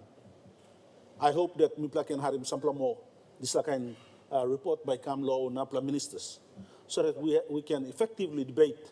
Now people of Papua New Guinea can say, also we care for the welfare of our people. This is 50 years now by CAM, and I hope that with the next 5 weeks, that our people will be proud of the services that they have received in the last 5 years, and more so from the governments that we represent. Let me thank you, Mr. Speaker. Thank you, Lord. Allow me to talk click. Thank you, Mr. Speaker. The Honorable Governor of Law NCD. Thank you, Mr. Speaker, for giving me an opportunity to debate this paper belong Minister Bloimi of Public Service. I think me no plan to talk too much long presentation of paper blowing. Maybe I just use some opportunity to contribute to this very important debate about public servants and you know their productivity and utility lo yumi long country lo yumi from the national go down to the provincial level. But lo side lo minister me like committee member too, Mr. Speaker, hardworking minister. I mean on time present report on the public service, what reform I working, updating yumi. So this is a good sort of example that you play NARPLA minister, you play behind him this example. If the minister must come and report so that we see what you all are doing, and we can align ourselves at the provincial level and district level come on the UPLA. UPLA governors too, Mr. Speaker, me thinking long presenting report long capital city below you to come to Parliament. Because even though we play also act of our own and we are like a sub-national entity, but it's a national entity, the National Capital District. And when we are placed for the seat of national government, seat of all the diplomatic corps, big business, all the people come here. So me thinking sometime soon, let me ask him lead our government business and give a report on the challenges that we face in our national capital. So you can debate him. You play stablo here, so you can contribute to this debate too. And one of it will be about how we are reforming or trying to make this public service become productive, Mr. Speaker. Significant point of this public service, I think you members must thinking long in. And all people believe me is that these are the mechanism or the people who will help us to deliver our vision. Whatever goals, plans you may guard, all people believe me. You too, Mr. Speaker, Prime Minister, we depend on the public service. Now, if the public service is not productive or they don't have the skills and talents or they are not smart to help us to convert our ideas into practical programs and projects and deliver, and we will fail. We will fail as a leader. Now we will fail as a nation and as a province and go down the district. So very important, Mr. Speaker, that you me thinking about this public service machinery, how it's operating, how it can be better improved. So on this point, me like, ask him, this parliamentary committee below me, Governor Jufana Tim Longen, please you like some report to come now, you me look Longen, so we can debate you me can help him, pave the way forward also, you may talk now, 50 years, the next 50 years, by same story or different story, or we are going to change, or we can be bold to make some, decisions that can usher our country into another level. People believe me can be look forward to a greater future. Him challenge where you must face him now, marking this point of time in our history and journey below me. All public servants too, Mr. Speaker, all signing will get something here. You will get only managing funds na. You must work in requisition long all na. So only, trustworthy na. They are able to do their job up to the highest standard, then we will achieve the outcome you may plan long in. But if only working that kind something can. And by you may seem heavy to you. The political life and the plans that we have depend on the public service. So you must think about this like, is it working or not? If it's not working, but you must send it or not. So we must have the debate, serious debate, sooner rather than later. Mr. Speaker, late Sir Julius Chen, in conversation that I've heard him utter, thinking long and thing also. We just privatize the public service. Maybe you make some private sector come run in public service, so one extreme idea that they come up with. Not necessarily me work like advocate now, you may agree long end, but it shows the level of, concern that we have with the public servants. You work or nogado. You work deliver plans for you or nogado. Because something me talk here, Mr. Speaker, it depends on them. Yeah. You no sign him check. Me no sign him check. Me just working requisition na. All behind him or nogado. All like support him or nogado. Sometimes all you are him talk. Some of the time nogado too, yeah. Especially people of the province now. And problem with people governors, most of the governors they talk long any. Administrative people PA. It has to go to NEC now. You blow NEC by appointed member. Now I'm come now. I'm behind him plans the vision blow province. I'm you me amas, but so me second talk blow PC na governor by also name. Then him creating tension, problem, and then people like rouse him all or reprimand him all. We have to come back to NEC, and it takes a long time, Mr. Speaker. So we just live with what we have, good or bad. It's too hard and too difficult to, go through any scene. Reprimand, suspending memo, sentencing memo. We can't afford to go through that, drama, all go to court too. So we need to really think seriously about our delivery system. Maybe you may not have sense him or rouse him more, but we must look at how we can improve it. Mr. Speaker, people are on CDC now. Also Prime Minister I talk. Big money you must spend in the public service. On national level, I think, Prime Minister I talk, I think maybe 1/3 or close to maybe 1/4 or 1/3 of the budget is consumed by public service and, all the entitlements now, all this. What is the return on investment? Governor Jufai asked him this, right? Are we getting a proper return on investment? People on CDC, our budget, I think, 2 years ago was about 500 million.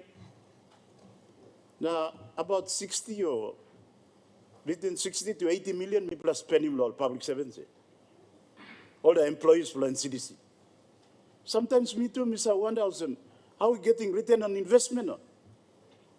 Last year, Minister, me give him report to you also, how many public servants are working in all the provinces.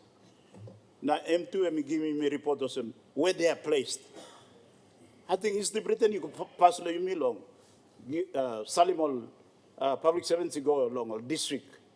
But most of the provinces, you miss Stablo headquarters here. Stablo Kimbeo, Stablo Ageno, Stablo Kundiawao. Only go out long all district to serve our people. So what's the return on investment? Me too, lawyer, people got about 600 to 700 public servants. Mr. Speaker, since become governor in 2007, me try to restructure him, reclassify him, or simul nubla lining. I've tried once or twice, but I ended up like a musical chair or something, okay? Just put public servant on this portion, put him on this one, narpla loapia, put him on this lap. No substantive change come up. They take advantage of the fact that governor in BC, Mbagolo Parliament, Mgolo this lab, he cannot be there to oversee the changes that needs to be done. So one of something we like ask him, Minister Longen, is that Department of Personal Management too, I think Salim Samla, all of Sablo Ibla comes step on the Mibla province to oversee how our public servants are performing, to evaluate them now, to see their strength and weakness, the kind of them. And then if we need to improve them or retrain them or upskill them, you make it work in. And give us really good advice about, how our public servants are performing now. You mean by moving all going come. Right now, people in CDC, we are going through restructure again. You are looking finish me by advertising plenty position. We've made number of positions redundant. We've asked those people who are on the redundancy list, you yet must apply to justify whether you by continue or we will have to replace you. It's the exercise. But on our part, we are determined that we have to professionalize NCDC. Because, Mr. Speaker, you serve a long time in NCDC. Maybe you plus some province or department, you're right, but NCDC, online will come in through come through the front door. You got degree or you got diploma or experience or qualification of this work. All come through the back door, window, chimney come down, kind. Ground come on top. And then by Rausimol Hadia, because this is a lawyer, general orders here. Hard law. It protects the public servants. It doesn't protect the employer. You like reprimand him all and plenty law to protect him all. What? When him law protect him employer, when him law protect him, the provincial government or the department, him no got here to make sure that they are performing and delivering. So now people go through the exercise. It's not easy. It's a painful exercise, but it must be done because in CDC we are determined that it has to be a professional organization where people are engaged on merits. You got expertise or this work, you got qualification, especially Mr. Speaker, side I think provincial government, you must got two national government. I think engineering, kind of same, designing road, working scoping and costing drainage, working building, I think all engineers will come now. Kind engineers, you're right.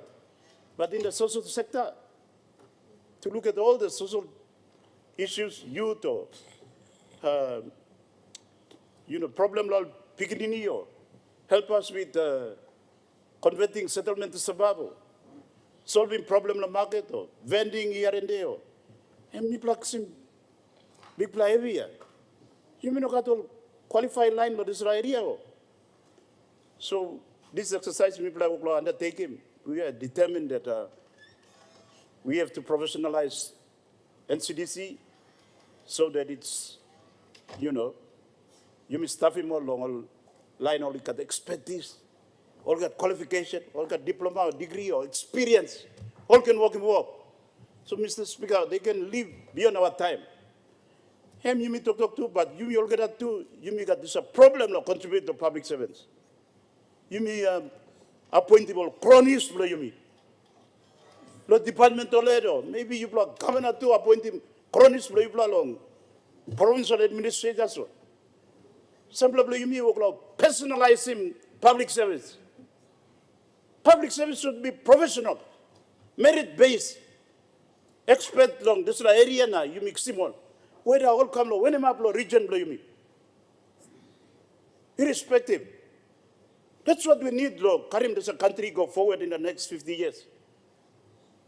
Last 50 years, yeah, plenty of you mean, privatize him all, personalize him all. Departments, the government agency, the provincial government, you mean. As if it's your private business. And there's something like you. And something like people will Papua New Guinea. You know, you now. And you may walk straight in line behind time. So you must get out of this habit of appointing our cronies, kind department or kind provincial administrator. You go down to district 2. You block open members now. You block a DDA, please. Don't privatize it. Put your political cronies, DDA, when I'm a manager or when I'm. Try and put professional people there. And they will help you to deliver your outcomes. Whether it's political or whatever, and by helping you. If they are delivering well in your district, you by retention. You put him cronies for you long end, all by thinking long. Me helping you lo come in, me must steal him some money to you. Because me helping you lo come up. Remember ya? Me talk straight here. You must, acknowledge him this way. Please put professional, competent people at the district level. So then me help him governors too. Then people governors too, not can put him private political supporter. You may come up provincial administrator. Get competent people. Mr. Speaker, I'm, contribution to me, this, paper belong Minister of Public Servants. Dr. Blongen Igudla is talking about all the support to public servants, help him along housing, help him along finished pay belong, life insurance too.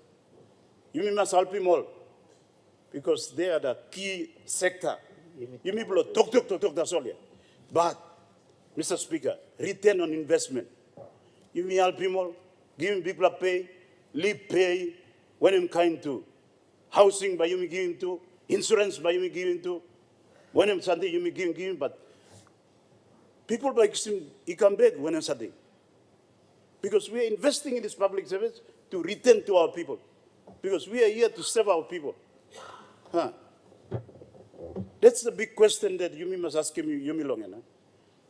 I think Minister of Housing, me one bell you. Here, mostly, you'll get a department here, will go groundbreaking law.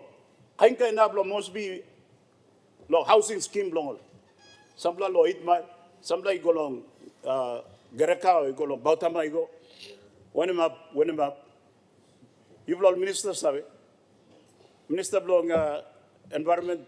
Do you like walking along wildlife here? You can come and launch him, but you can money or not.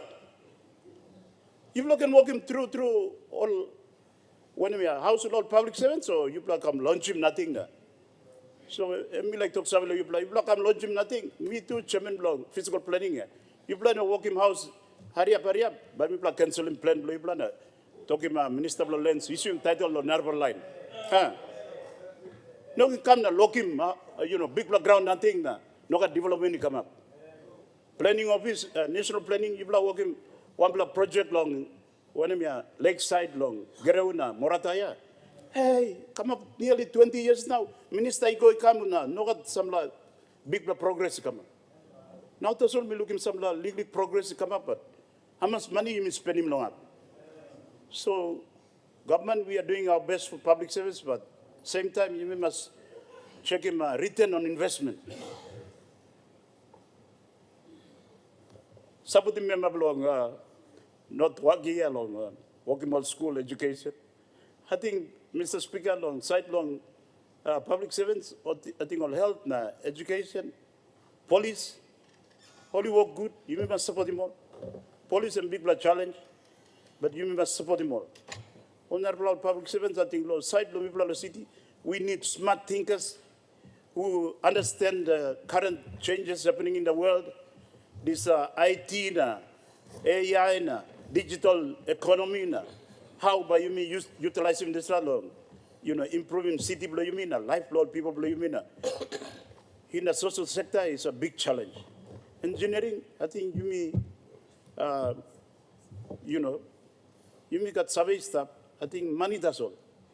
But social side here, plenty of stuff here, Mr. Speaker. I think me by losing, contribution to me, I think. Governor, you give him report, you may talk seriously about public service. Thank you. You may got question be put, but the Honorable Deputy Opposition Leader by game. Thank you. Time long and long. Thank you, Speaker Loluk Sawelo. Sayablo, Deputy Opposition Leader. Me, Sanablo give him 5-minute debate as well. He don't have Abrusim. Before that is I acknowledge the minister. Suppose you put in right plan man, right plan work, kind results are come out there. He's been a former provincial administrator by background. That's why when you place a person in charge of the right department, right ministry, this is what you expect, and I want to acknowledge him for his tireless job, and thank you. You must put him right plan man or right plan work. Number one, so Minister, thank you, and well done and well presented. Maybe I acknowledge him report to you. Debate below me, long point number 4, through you, Minister, Mr. Speaker. Point number 4, NID registration. NID registration is a nightmare. 6 months now. And according to the minister's report, he says that NCD, or the public service register in 12,439. That's for NCD alone. Imagine some place not working yet. And you multiply them, let's say 21 provinces, or say 22. There's about 200 or 300,000 old man public service, got NID yet. And how do you expect such result long you can work him? Me take him case study of district below me, North Fly district, me put the NID office na, or public service below me, or workman below me, district, or province below Western yet, only sit down yet, lo queue, lo kiss him NID, lo go inside of this process. And while mentioning that point of NID, I make an appeal through you, Mr. Speaker, to the minister. Can he talk to his colleague, other minister for administrative services, which is an outstanding matter that the cabinet needs to address? Why is it that NID is a nightmare today? Simple man marry, all not say NID yet. How do you expect the public service, suppose you may not treat him all good? Someone maybe in Kiriwinao, someone in Telefomino, Esala or somewhere. Workman lo house here, workman lo teacher, I mean not say NID yet. 6 months and still waiting. People are sitting. So I make an appeal here. Please address that as soon as possible. Try to have him time to address him this NID something. Today you go to bank. Bank ask him NID. Public service do already ask him NID. And I constantly raise here on this floor. One help debate me like talk through speaker, minister must take in consideration. Please address that ASAP. Another point, return of HR powers. I must commend the minister. where province I come from is so huge. Western Province and big province, na landmass by way of landmass. Now I am so thankful through you, Chair, that I read on this report that among other restructure, Western Province is one of those that has been restored the powers of the HR powers. So, Mila talk thank you, Taso. Now, on top of this plan, me ask him through you, Chair, also decentralization of power is very, very important. Now, you are looking power block by work. I'm just thinking, suppose HR power, I'm already returning go back to the province. Now, number of powers, suppose only return him by government, and but nothing through your country by Ronde.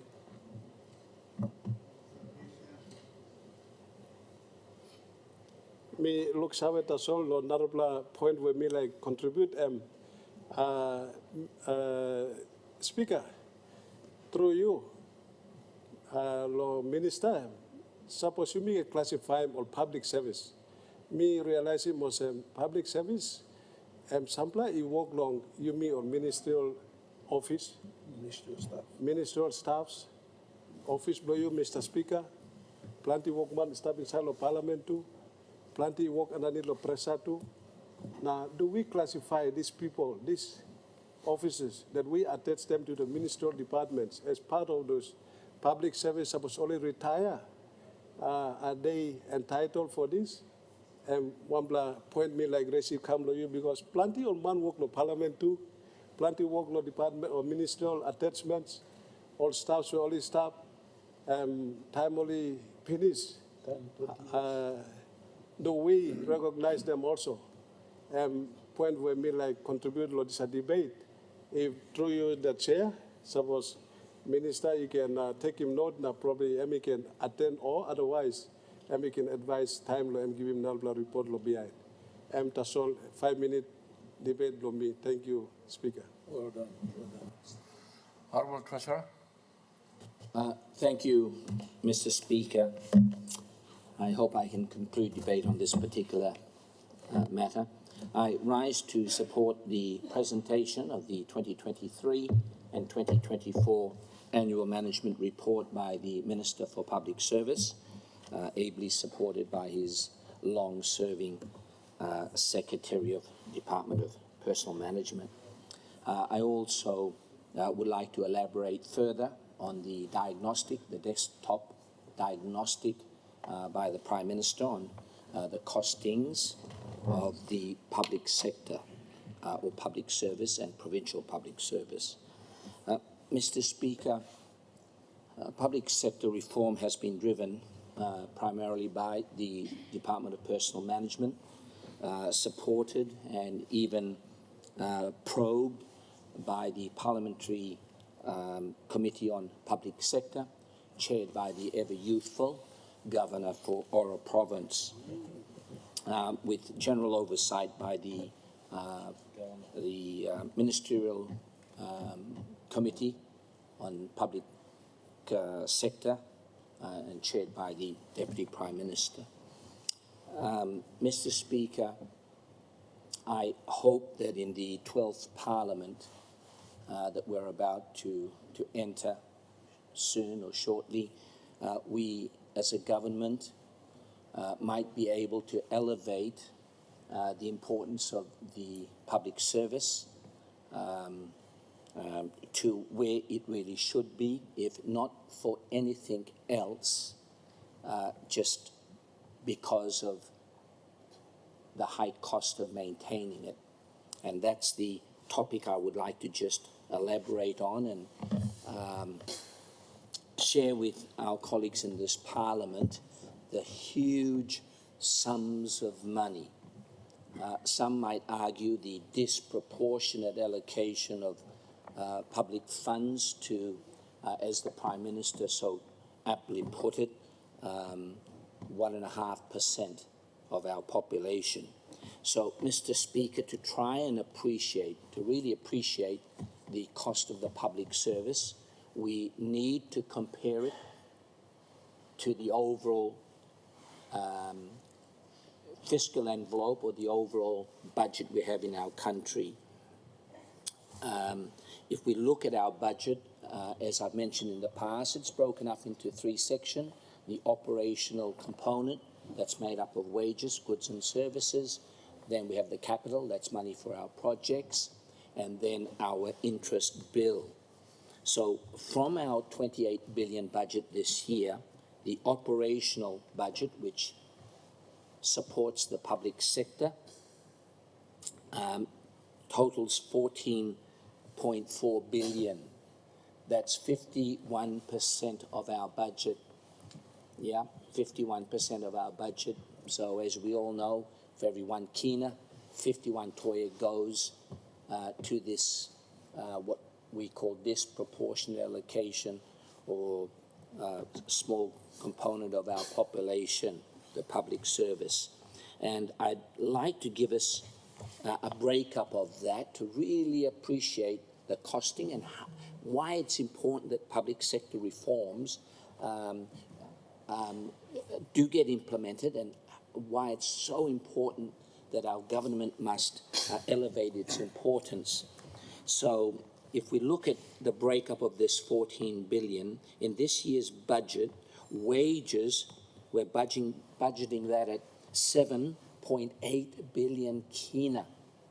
And that number will continue to rise, not for staff in the public sector per se, but in the all-important social sectors, health, where we need to meet SDGs, Sustainable Development Goals, ratios that have been set for us. At the moment, I don't have the figures on me, but clearly, if we have one policeman per 1,000 persons, I know that we're well below those ceilings. So we need to catch up there. We all know we need much more nurses and doctors per head of population. We know it's the same for the teachers. And as a policy of this government, we've set those targets in this next 5 years. So when we see the public service wages grow, we would hope that this is in those critical areas where we are still way behind, and I know most of us in this House would agree to it. If you look at goods and services, so we talked a little bit about this morning, Prime Minister mentioned about the cost of wages, but it's not just the cost of wages that is really sucking up monies in our budget, it's the support component of the budget that goes with it. We call it goods and services. And this year's budget is 4.8 billion kina. 4.8 billion kina. So that's just to give you an idea, to appreciate more the costing, and to wind down my comments. I'd just like to put into perspective, into context, this amount, because it really sucks up on our cash flow, Mr. Speaker. It sucks up on our cash flow. So, for example, on our wage component of 7.8 billion, and by the way, the breakup of that, that's broken up into national departments, 2.7 billion. Our PHAs suck up a little bit over 1 billion. Our provincial administrations, 2.7 billion. Yeah, they suck up a little bit more than our national government departments, and then our state-owned authorities, a touch over 1.3 billion. Altogether, 7.8 billion. And of that budget for this year, we've warranted to date 4.3 billion. 4.3 billion, of which 4.1 billion has been expanded to date. So half of that budget, half of the 7.8, we've warranted already. My point is that's 4.3 billion going out there just for wages, before we have any money left over for our PIP, our projects. If you Go down to goods and services. The breakup, goods and services in this year's budget is 3 billion. So the 4 plus 3 is the 7.8. And the 3 billion again broken up into those 4 categories. 2.2 billion goods and services for national government departments. 3.7 billion for national departments, 385,000 for PHAs, provincial administrations 752 million, state authorities 648. So of the 5.5 billion, we've warranted out 3.6 billion already. So just this year up until last week ending, we've warranted out just a touch under 8 billion, and that's got to go out. As the Prime Minister mentioned to you on the wage bill of about now 285 million a fortnight, that goes out, that must be paid before we even touch our projects. So that's the pressures that we face on our cash flow, and hence how very important it is that we elevate the importance of our public sector and make sure that it does meet your expectation and mine, as well as the people we represent. Thank you, Mr. Speaker. The question is that the question be now put. Those in favor say aye. Aye. Those against say no. The ayes have it. Leader of Government Business. Mr. Speaker, I ask leave of Parliament to move a motion without notice. Is leave granted? Leave granted. Leader of Government Business. Mr. Speaker, I move that Mr. Jimmy Miring Toro, Mr. Joseph Yopi Yopi, and Mr. Walter Snowbelt be appointed members of the Permanent Parliamentary Committee on Education.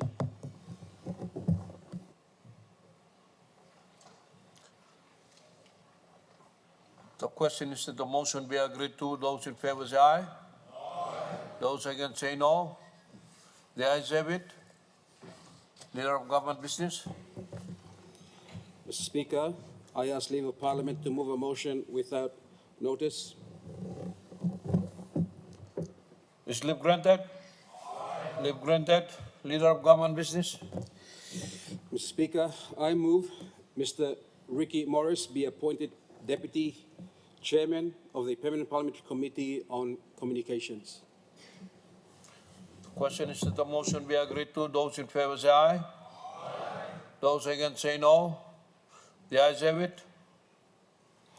Leader of Government Business. Mr. Speaker, I move that the Parliament do now adjourn until tomorrow at 10 o'clock a.m. Question is that the motion be agreed to. Those in favor say aye. Aye. Those against say no. The ayes have it. Honourable members, Parliament is now adjourned to tomorrow, 10 a.m.